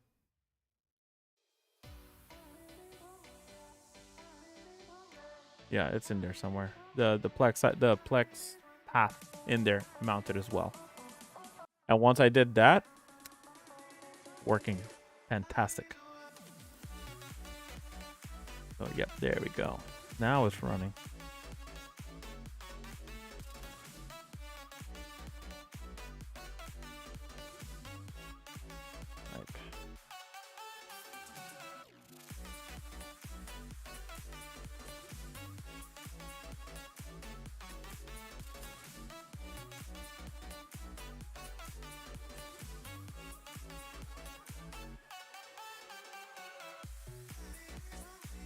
One second.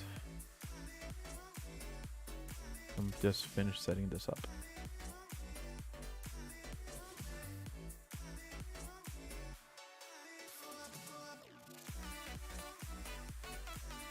Hello? What happened here? So it's mounted as an NFS. Let me switch out for a second because I think I have my password in there. Cat ETCFS tab. Oh, actually I don't. Nice. Yeah, I actually did something right. I used the credential store. Here we go. So I have it mounting using FS tap so that it launches on startup. Then I have the credentials here stored in SMB. Well, I'm using SMB, and then this is the one that I actually got to work with NFS because the other ones are using SMB, so I can access it from my Windows. The one that you want to kind of match will be this one, the NFS, which I have my user set up. The other one I'm using SIFs, which is using SMB. Well, it's the same thing, but I got this to work perfectly fine.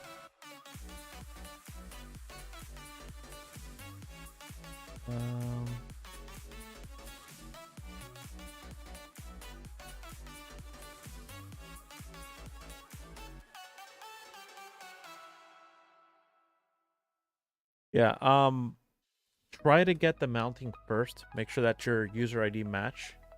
If you're running it and the user ID when you do LS, like or LL, and it shows up as the user ID is 1000, then try running that portion of the adding this to your Docker compose or to the Docker run. PGUID, I think it was equal 1000. Yeah. Let me see where I have it. I have it here somewhere. It is, yeah, PUID.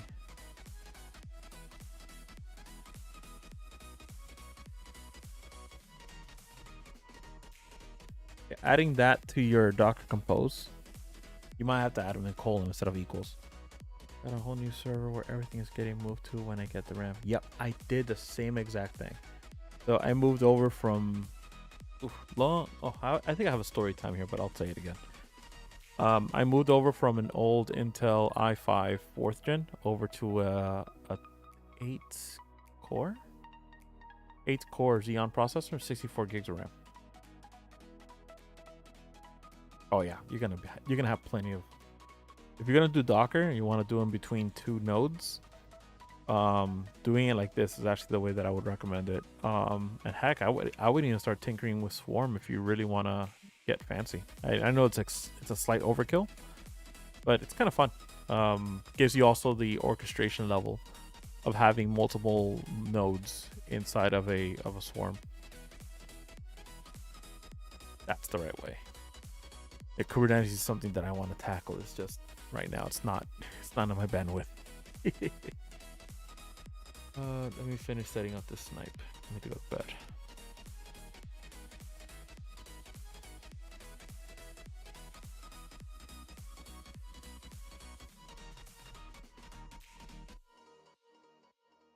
All right. Hello.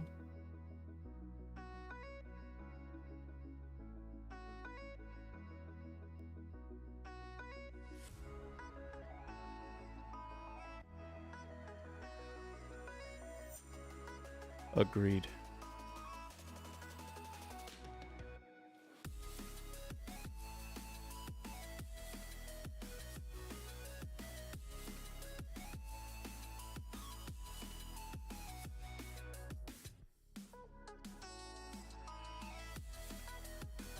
You use Nginx or Nginx Proxy Manager? Because I'm actually I'm using Nginx Proxy Manager.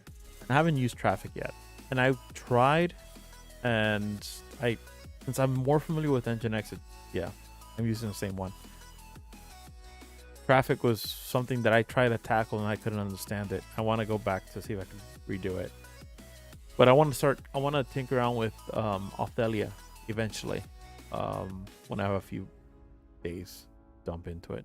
Right now, way too much stuff, as I've mentioned earlier in the stream. Oh, really? Docker labels. What did I think of that?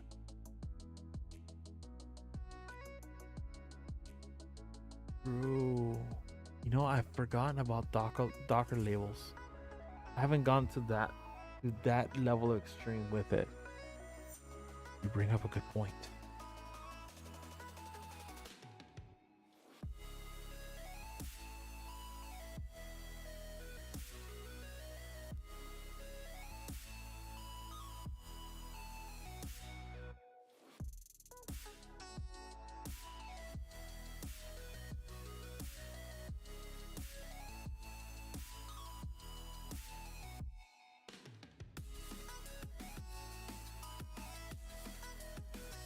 All right, let me see if I can figure out how to.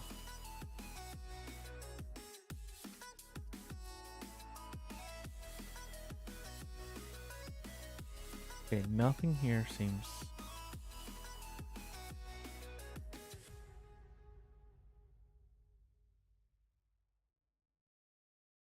Okay, why can't I finish? I think so. I think I have it open. I don't remember now. I'm pretty sure I do. Oh, guess not. Let me. Bear with me. Da, da, da.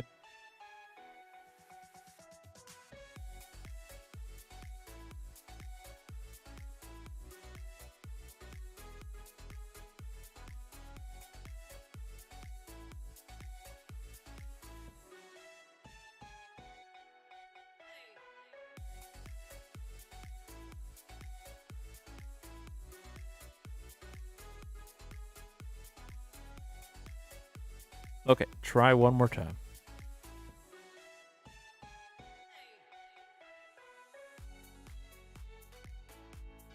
There we go. Let's take a peek.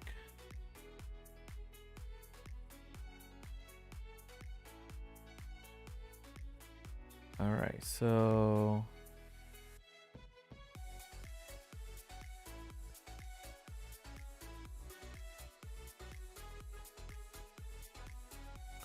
okay. You're actually running similar to what I'm running right now. Oh, I'm running all in one just monolithic monster right now. Show you what I got here.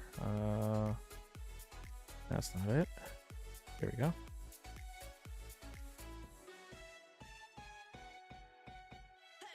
So I haven't set up my, because I have a Raspberry Pi right now running Uptime Kuma, so that if I need to restart anything, it doesn't show up. There we go. But this is what I have right now. This is visible. Yeah, it is.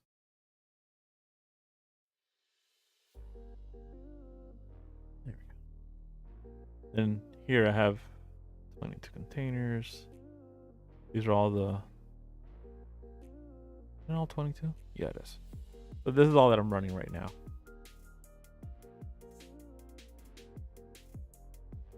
Yep. Yeah, I don't have that yet on mine. I need to actually add the secondary one in there. It's just time. I have also this is your friend. I have it. I'll have an external one so it just tracks my internet, tracks my DNS on my Pi-hole, and then all my other fun stuff. I don't have it public though. debated on having it public. But right now I have at least the websites is doing a check, and then I have the containers being checked as well. And then the other fun stuff, which is this. This is the cool stuff. Yep, running Heimdall.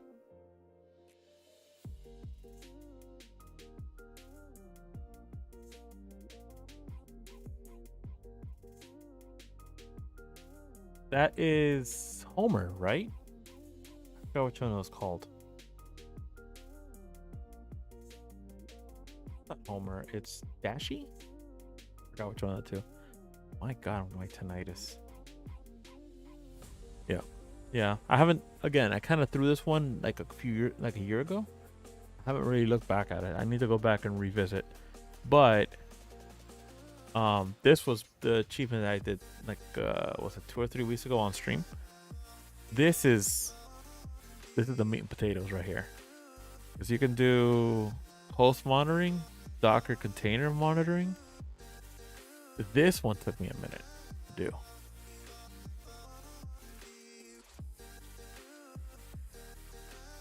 And I don't know why the second node did not show up now. Means that the second one's not loading. I'm gonna figure that out. And pfSense.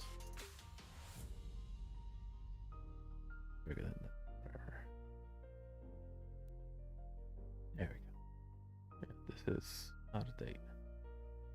There. Yeah, this is actually like live amount of data that's being used.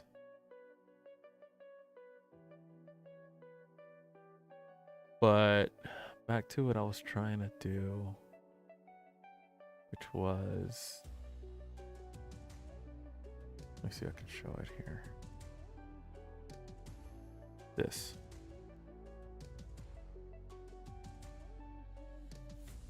Doesn't want to work. So I'm trying to figure that out.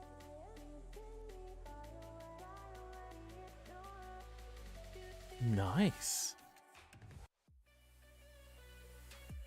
These are the things that like I can't wait to have like gigabit internet that I can actually like host stuff.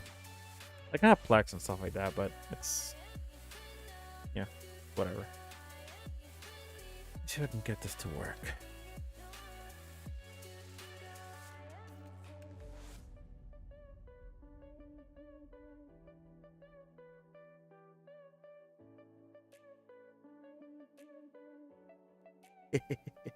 Let me guess, you threw in a Docker container that started doing speed tests, and you started tracking that in either Grafana or on a file, and you kind of gave that their evidence.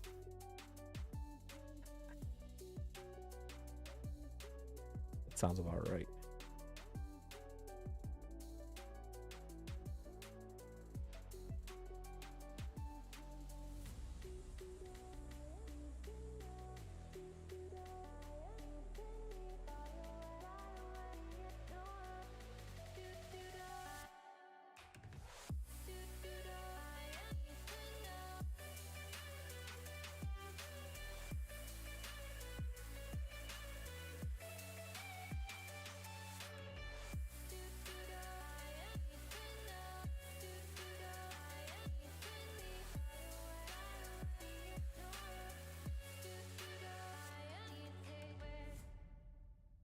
Delete some.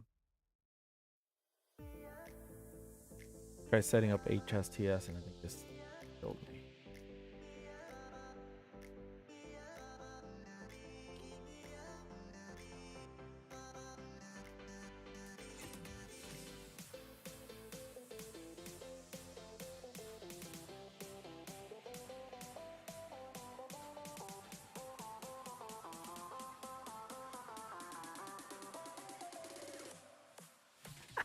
There you go, Iper.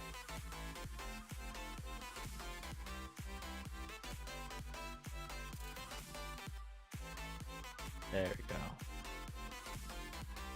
Yep.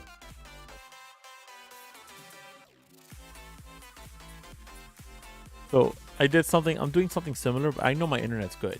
So I have my Home Assistant is doing speedtest.net checks every think it's already 5 minutes or something like that. I forgot.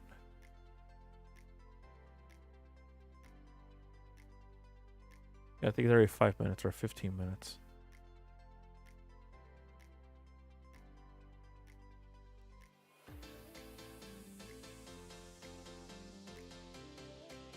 They're like, nope, we're not messing with them.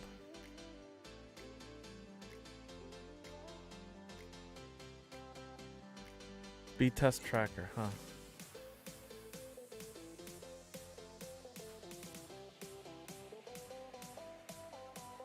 Checking it out right now.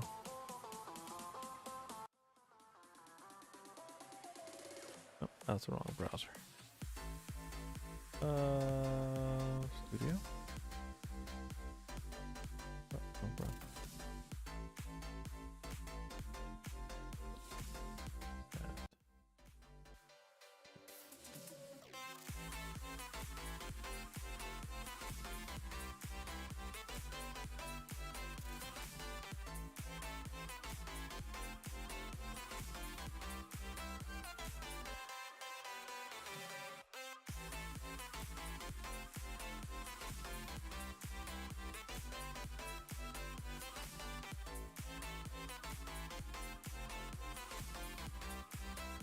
Oh, nice to use this cron.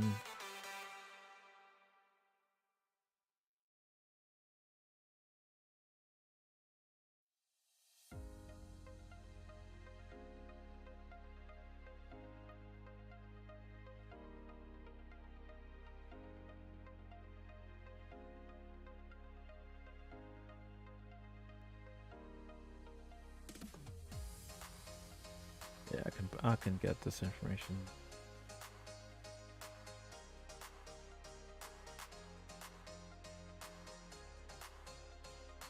Huh. I got an idea.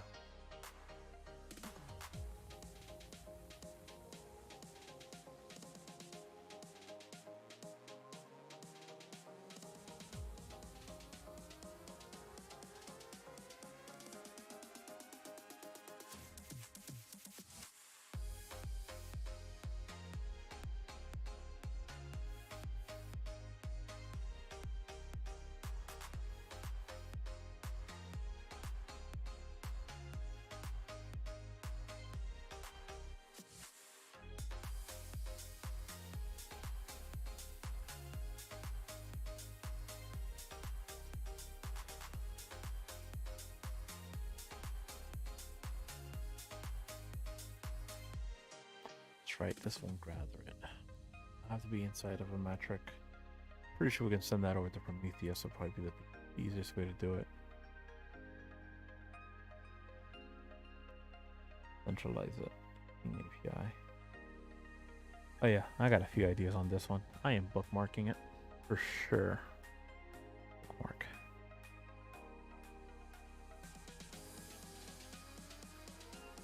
Work smarter, not harder. That is for sure.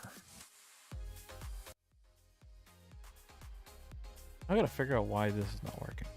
And I'm pretty sure it's because it's incomplete. Okay.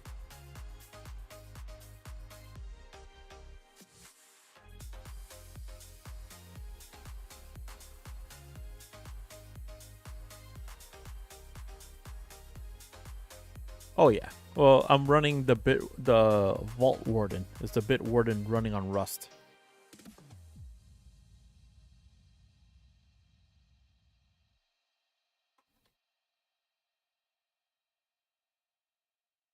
Asbolt. See, we're learning some stuff today. Asbolt.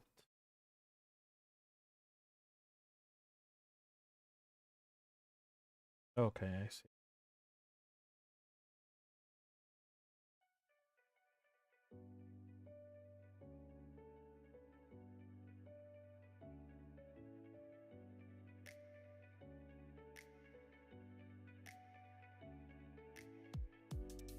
One thing I like about Bitwarden is the...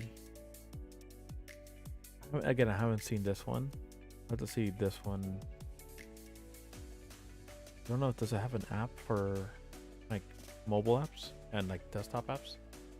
So that's one thing I love about that is on my phone, I can tie in the same password manager on everybody and they just synchronize.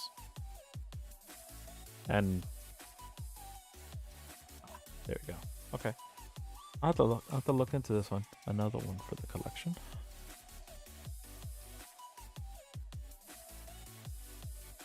Alright. Where was it? Here. So I can finish doing this.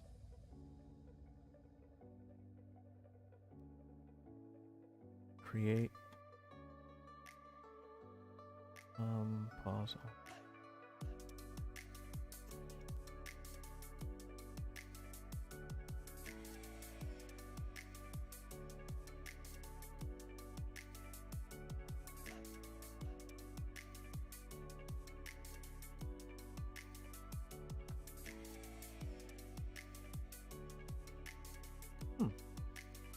I'm gonna have to check that out because I know that Bitwarden, I think, is I think it's investigated using ISO or NIST. I forgot which one of the two. And I think it's actually like ISO certified, ISO 27001, which is pretty big. I was actually looking at that and looking into it for my job. The one I want to start really getting into is Authelia. Why is this working?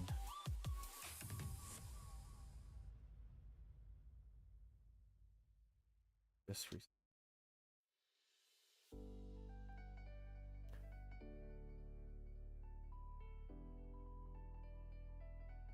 been created.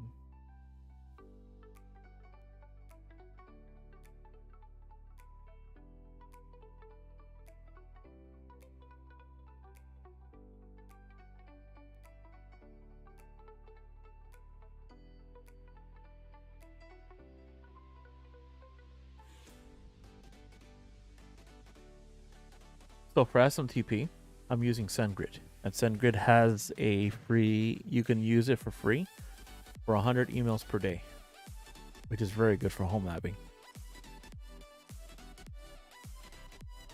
So this thing didn't pick up any. Mail.u. Yeah. Mail.u uses what service though?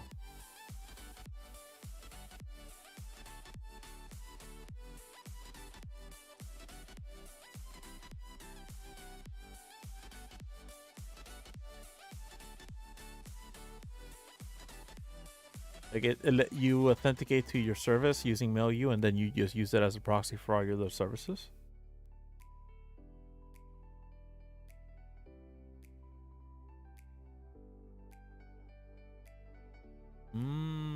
Okay. So that's SendGrid does something very similar to that, except that you can just, instead of having it relaying internally and then going through a mail service, it will use SendGrid as your, like, just use it as like your bulk email service. Obviously you could get the paid version, which I think gives you up to 10,000 emails per day or some craziness like that, or you can do the free one, which is I'm using, and you get about 100 emails a day, and like I don't use 100 emails per day. Oh, okay. So you're hosting your own internal mail server. Yeah, I'm working on trying to get Office 365. I don't want to go through that hassle anymore.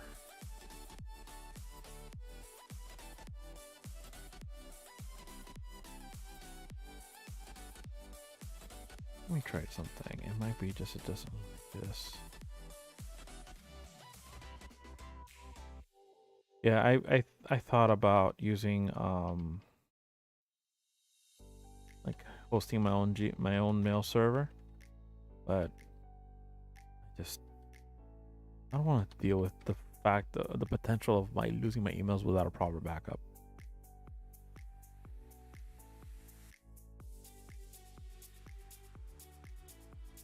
Yeah, that's why I'd rather have it on Office 365.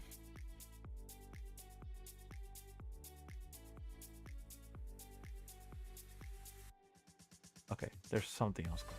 What the heck?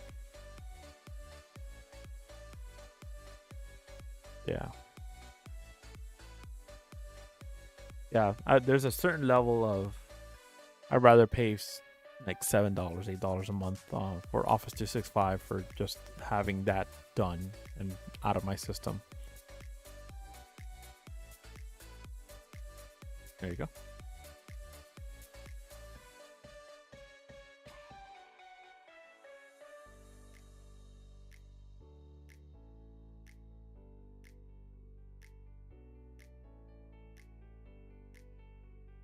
Something else. So snipe. Stuff.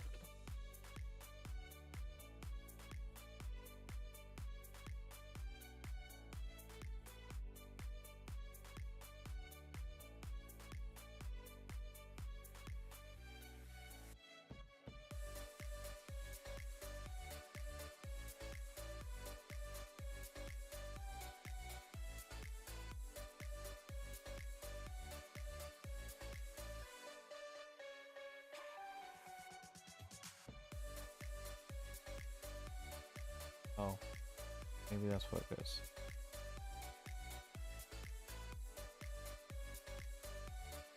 Well, that. But I got okay. So this is a story time. I got grandfathered into a system using Office. I mean Outlook. Wait, hold on. Let me do this first.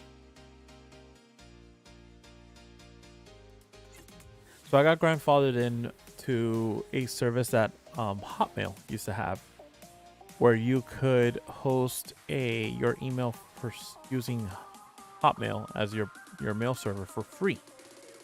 This was back in 2009, 2010 maybe. So you can host up to like 4 or 5 mailboxes, and it was used for like small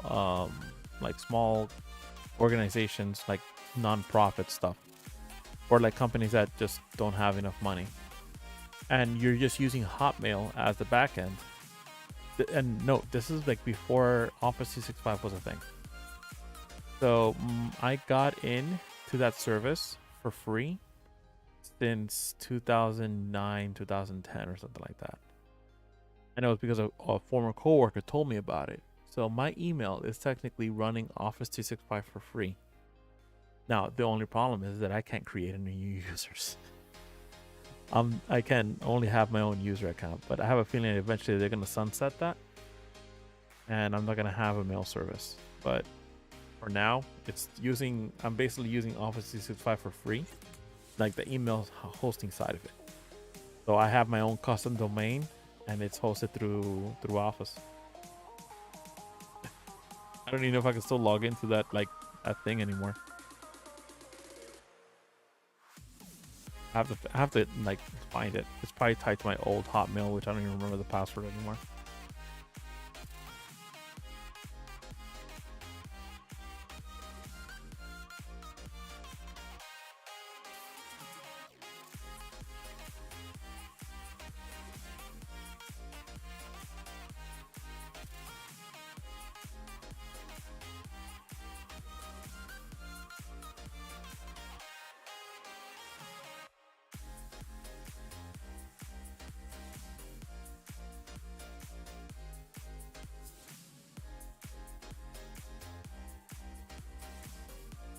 Yeah, 100%. Yeah. So I'm just waiting for that to happen. I think this is gonna work. I think I had the secure cookies on working. There we go.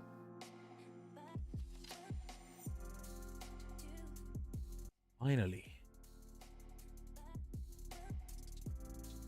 After much annoyance, we got it to work.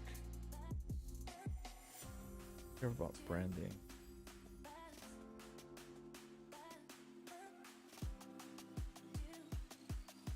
I want this dark mode because everything's better in dark mode. Ooh. Oh yeah, they sunset that what was it, like 2 years ago?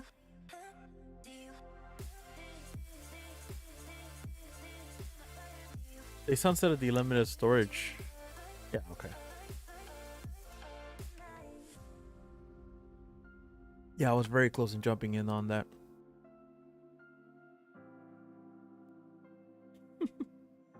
Yeah. Now the cool thing is like I have all these little yeah.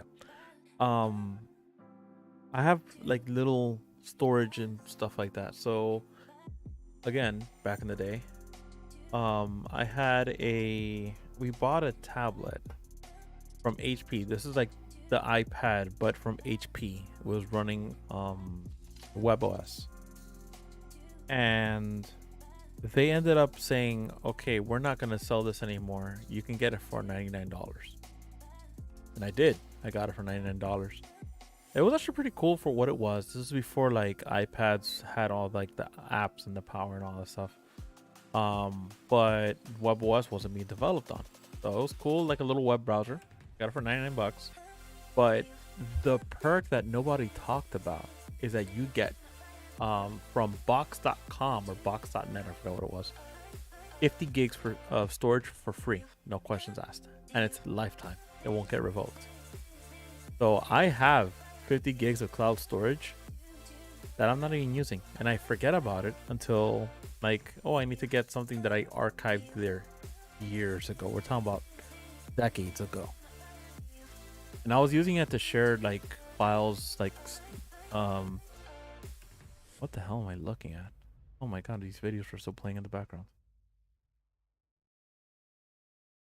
So let me see. This is like stuff that I used to do with music and stuff like that. I used to share like stems with, not stems, but stem sheets with friends. I forgot my password. Is it this one?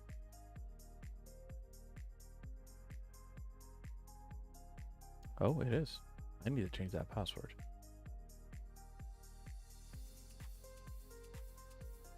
So like I'm using that for like old archives, stuff that I know I need to share that I don't want to put on OneDrive, that my OneDrive like 5 gigs. I need to actually go through some of this stuff and clean it out because it's old.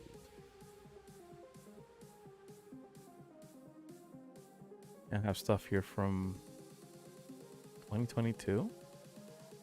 Oh, I remember I did something with this. I don't need it anymore. Yeah, I have some here from 2010. Yeah, it's old. 2013. Here we go. I think that created this one. 2012. Never mind. Yeah. 2012, 2011. Old stuff. So yeah, I have like 50 gigs of cloud storage that's just like thrown there.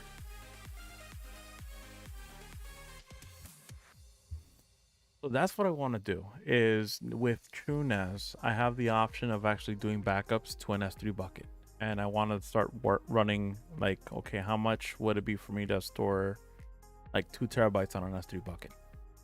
Which it's easy because I can just do this. But I need to also budget it. Oh, but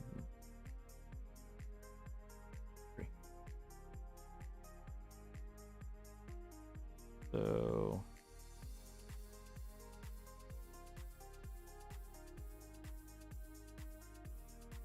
I'm gonna put 2 terabytes.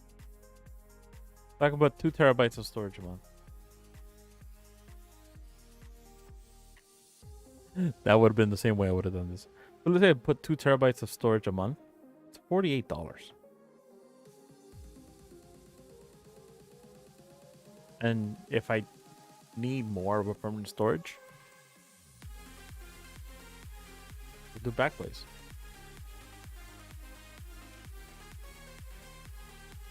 That one I need to kind of figure out how to attach that to TrueNAS.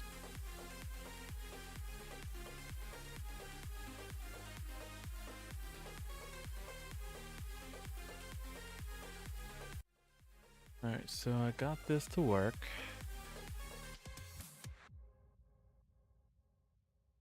We want to put this behind my proxy. Maybe. Let me take a look. Because I think there's something native. Pop in. Finesse.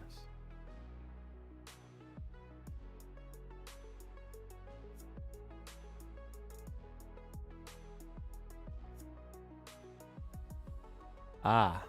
So, I found it easy to basically orchestrate everything in one file. If I need to make one change, I can just make that one change. I do Docker compose up -d like I've shown before, and it just updates any changes that I've made to that related container. The other benefit is if I need to update all my containers, I could just do this.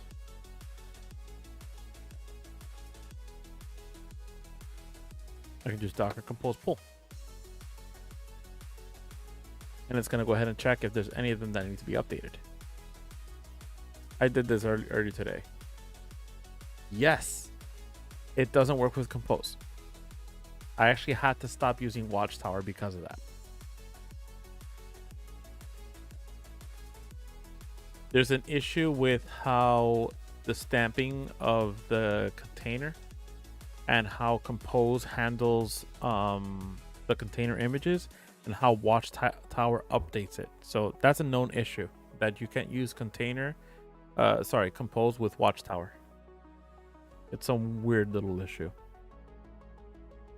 I was trying to investigate it, but I'm like, it was actually breaking my servers. Like I couldn't access the internet because it was bringing down my DNS and it was bringing down my proxies and stuff like that every like 2 or 3 days. So I'm like, okay, stop that.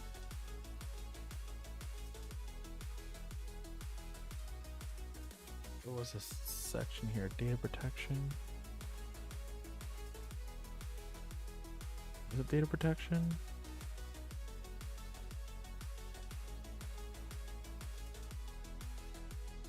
Here it is, Cloud Sync. I'll show you this part right here. I could do a Cloud Sync task with the credentials. Yeah, I haven't done any of this yet, but I know I could. And I can say this to go somewhere. There wasn't. This is not it. This is not it. This is a Cloud Sync.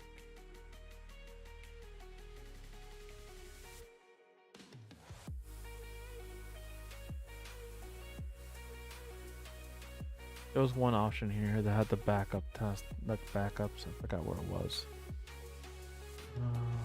Manage credential. Cloud credential. Here we go.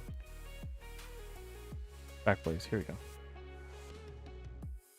So I can authenticate to here. Then data protection, Cloud Sync task. Then select that. Done. Directory. There you go. Yeah, I had the same thing. I was thinking about trying to do that with Git, but Git was so heavy on my old system that I ended up abandoning it. I might revisit that later. It's actually on my to-do list. Now that I have this working. Let me finish, see if I can.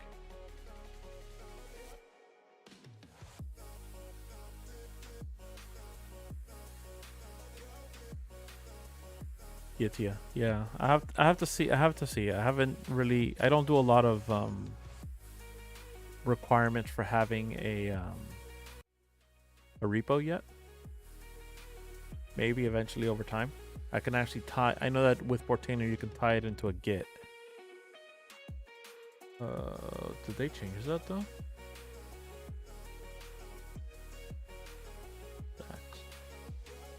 Stack. Yeah, repository. They still have it here.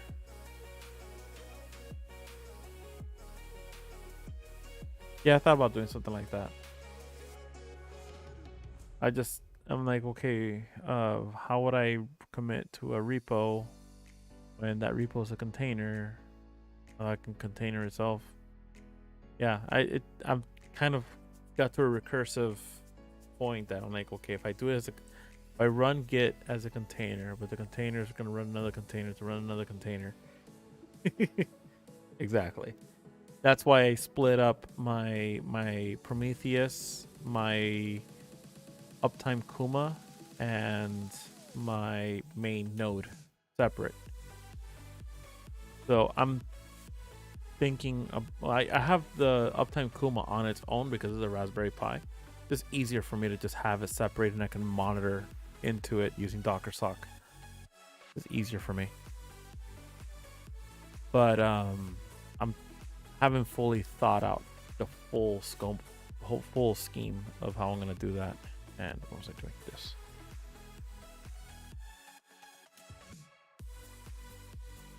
Okay, so let me update. Oh.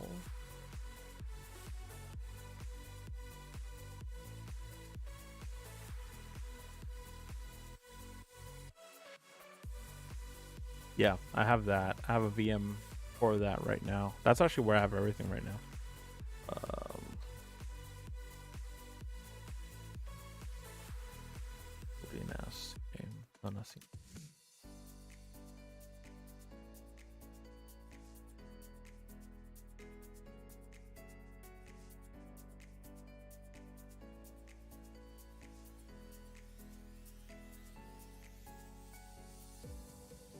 Yeah, right now I'm running a I have a MySQL.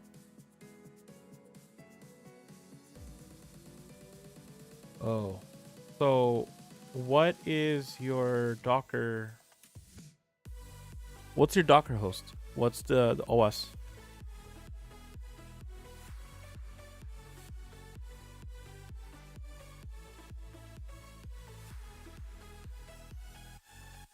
Ubuntu.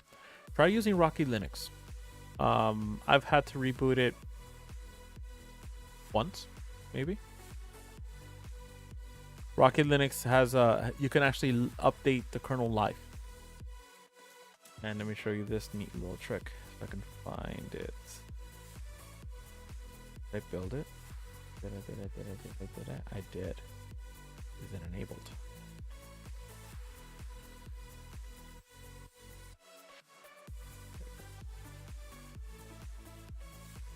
So let me.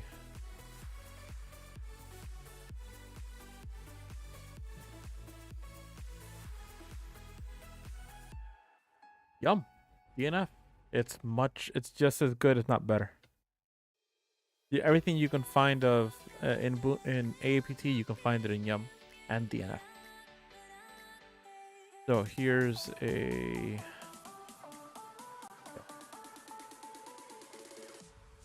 Boom. Might need to shrink this. There. So this is okay. So the web page I'm running is Cockpit, but here's the big thing here. Oh, I actually need to reboot. Huh. Or what?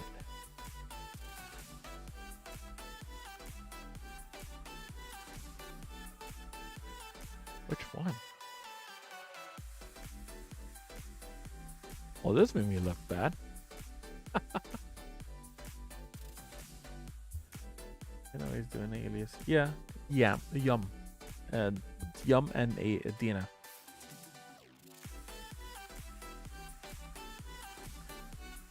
Interesting. I have live kernel. You know what? It may have been just like a service that just requires a reboot. Yeah, this is a useful tool. It's called Cockpit.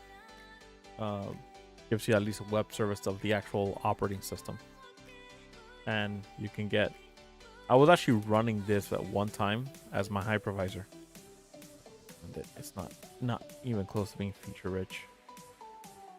Oh, there's more updates. Yay. Oh, again, another container.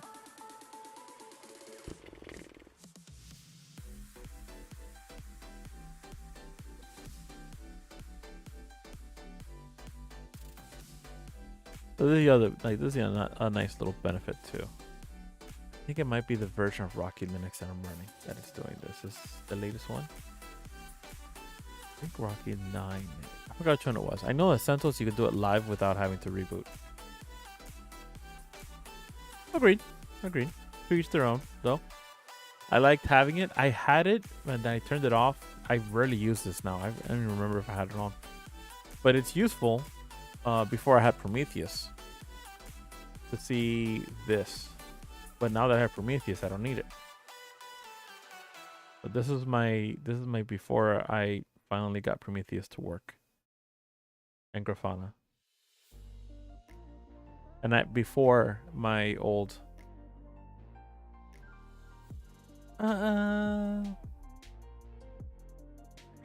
it depends. It depends because obviously not everything can be running on a terminal.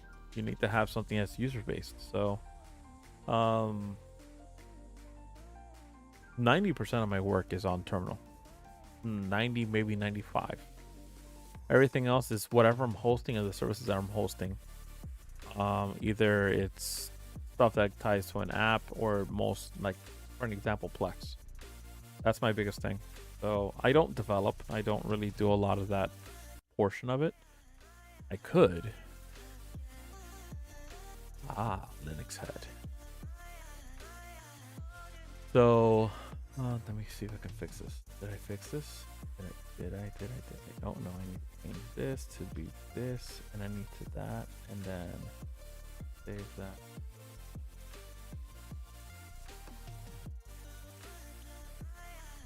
There we go.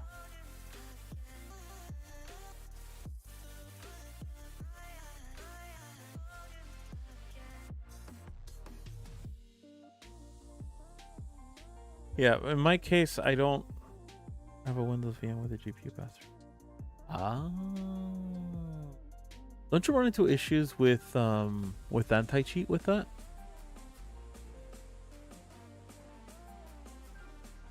I'm pretty sure that a lot of really. What is you're using what, KVM? Oh, wait, you're using Unraid. You're using QEMU if I'm not mistaken. Same thing. That may be the same thing.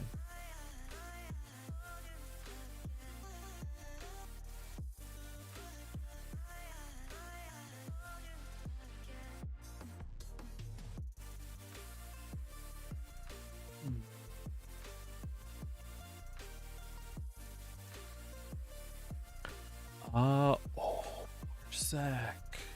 I forgot about Parsec. And you're on Proxmox. Okay, so using Proxmox as your hypervisor, you're using Unraid as your storage, and then using Parsec for your VMs. Neat. I just figured out how you have your infrastructure. Are you connecting from your...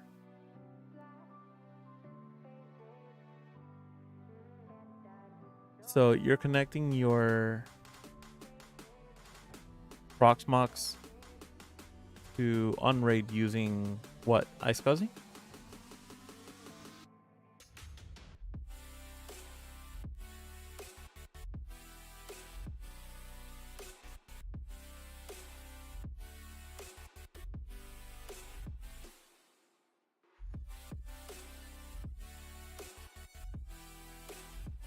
Some B.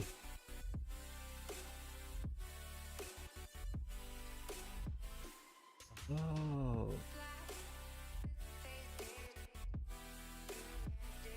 Got it.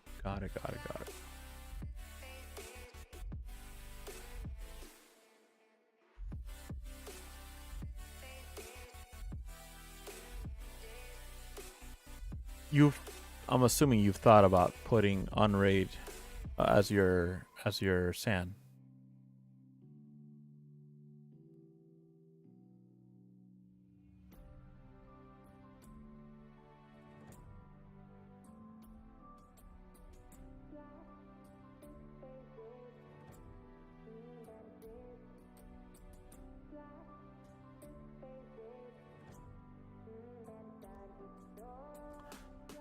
But why don't you run in hybrid?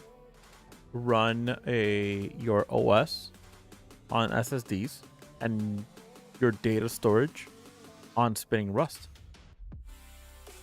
I was about to do that with. I was about to get an SSD and do that on mine for my VMs running on SSDs and have my mass storage on spinning Rust.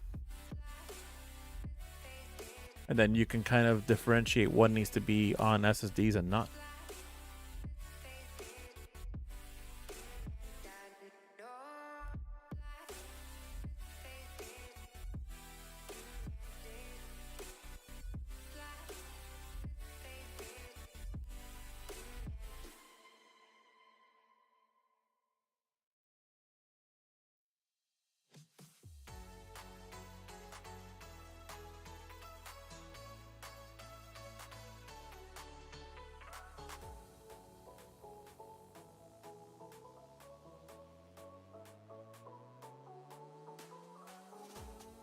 Got it.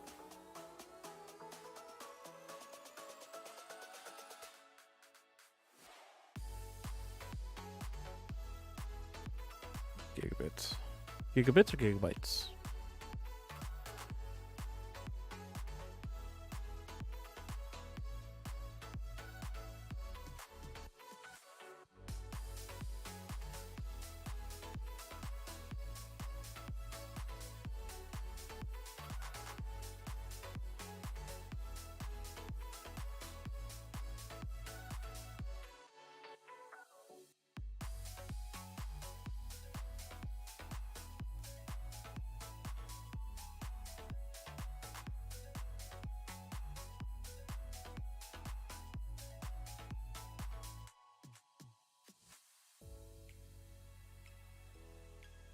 Okay, so yeah, you're talking about a higher throughputs. You're at you're gonna want to have at least 10 gig, at least for that throughput. Then you want to really optimize, you will have to really get 50 gigabit networking just to actually optimize the throughput that you want. Jesus. Never mind. You just answered my question. What are you, Linus Tech Tips? Jesus. It's crazy.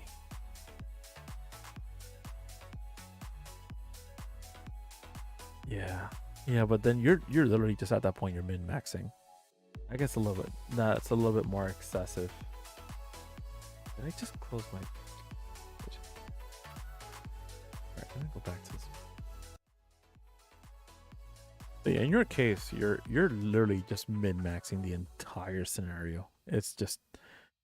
Yeah, you're going down a rabbit hole that is... For me, it's expensive.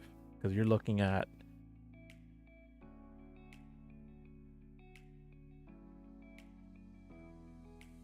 Neat. Wait, let me...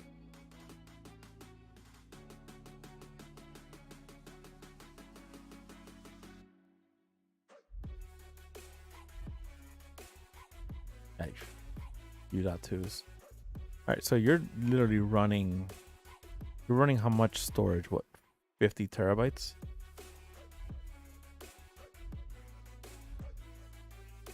Yeah, I don't have that luxury anymore. Everything is for me is on Amazon.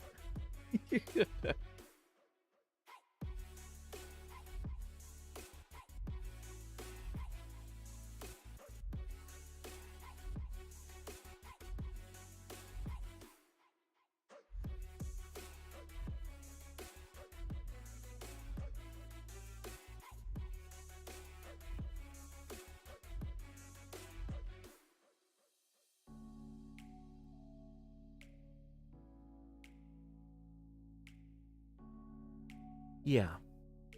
You don't have a problem with storage. I'm so surprised.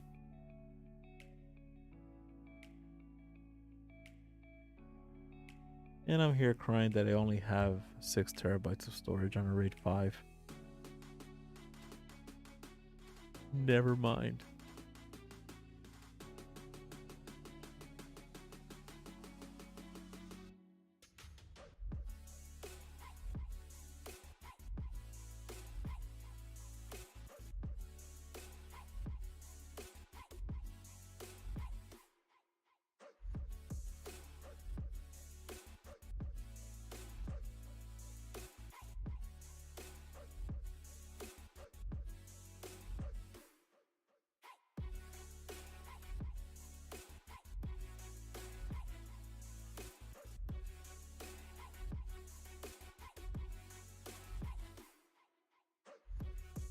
I want to do that too. I want to do um waiting for 4 terabyte SSDs to be like $100. I'll put like what, 6 on a rate 10, right? Yeah, that will give me 4, 8, 12 terabytes of storage. Yeah, but I want more.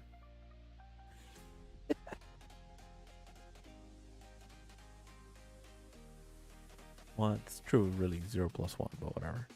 Yeah, I want to have the 12 terabytes with 6, 4 terabytes. Really, at this point, let's just me.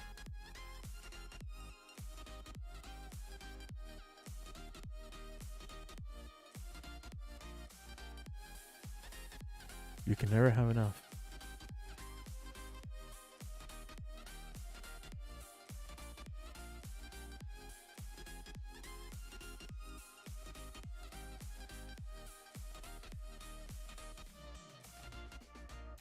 Yeah, my use case is slightly different because yeah, forget it. Yeah, I got a Quadro P.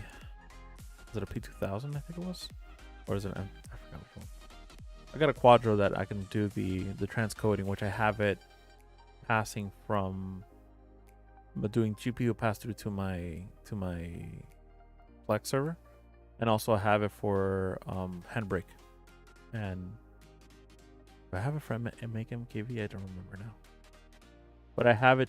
I have the videos when I'm ripping them, going to Handbrake, getting transcoded, then getting sent over to Plex, so that it just literally just pop a DVD in, it rips it, or DVD Blu-ray goes in, rips it. Yeah, I was thinking about doing that, but I found Handbrake that has an NVIDIA NVENC built into it. So for me, it's just, I'm not running anything complicated. Just do like that.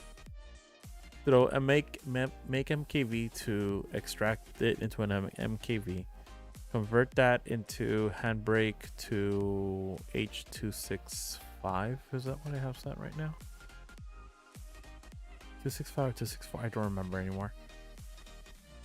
And then after that, just dumping it to the Plex folder. And then once Plex detects it, adds all the information.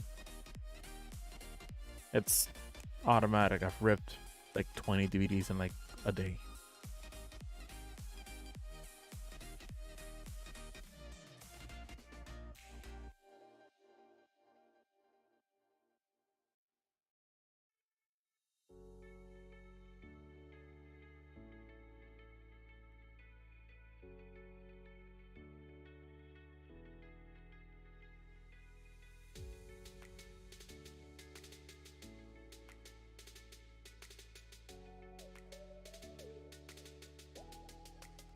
Ooh.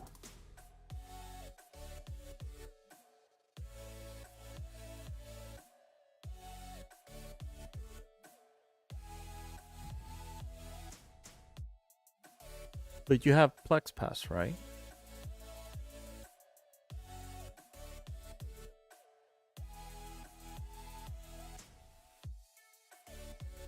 I forgot what was it that you have to pay for Plex whenever you're sharing it. I forgot.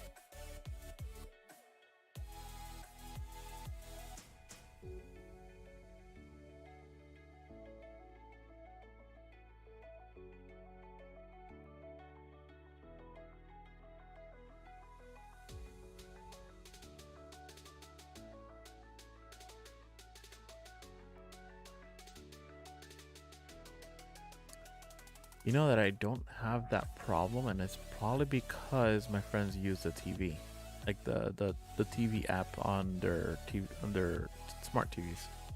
I don't think that ever has that problem, and I've had quite a few people actually use it. And then the other friend that has it actually has app Plex Pass for life, so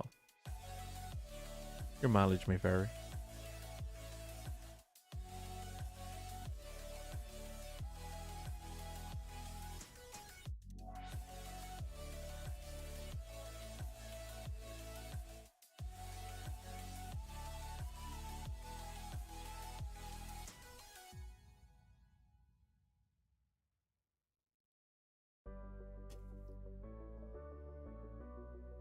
Yeah, you're basically a local Netflix.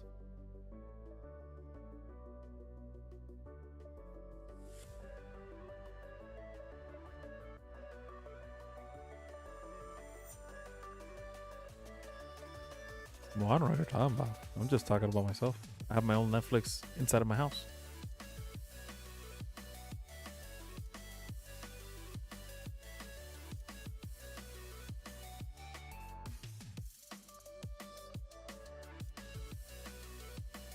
All right, well, I'm gonna call it because I have been streaming for 3 hours and I am tired.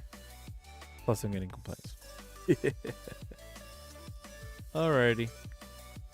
I need to figure out this thing, but unless I'm gonna be dealing with this tomorrow. Oh yeah, same here.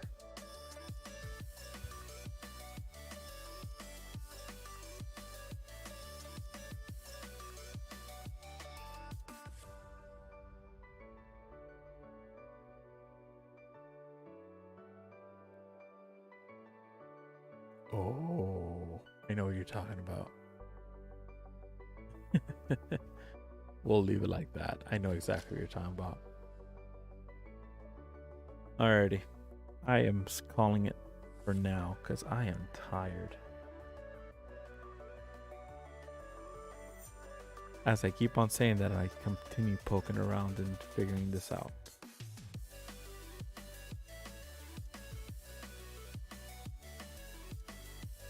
Oof.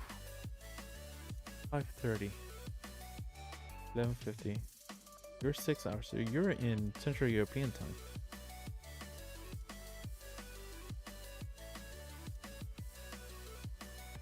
Fine.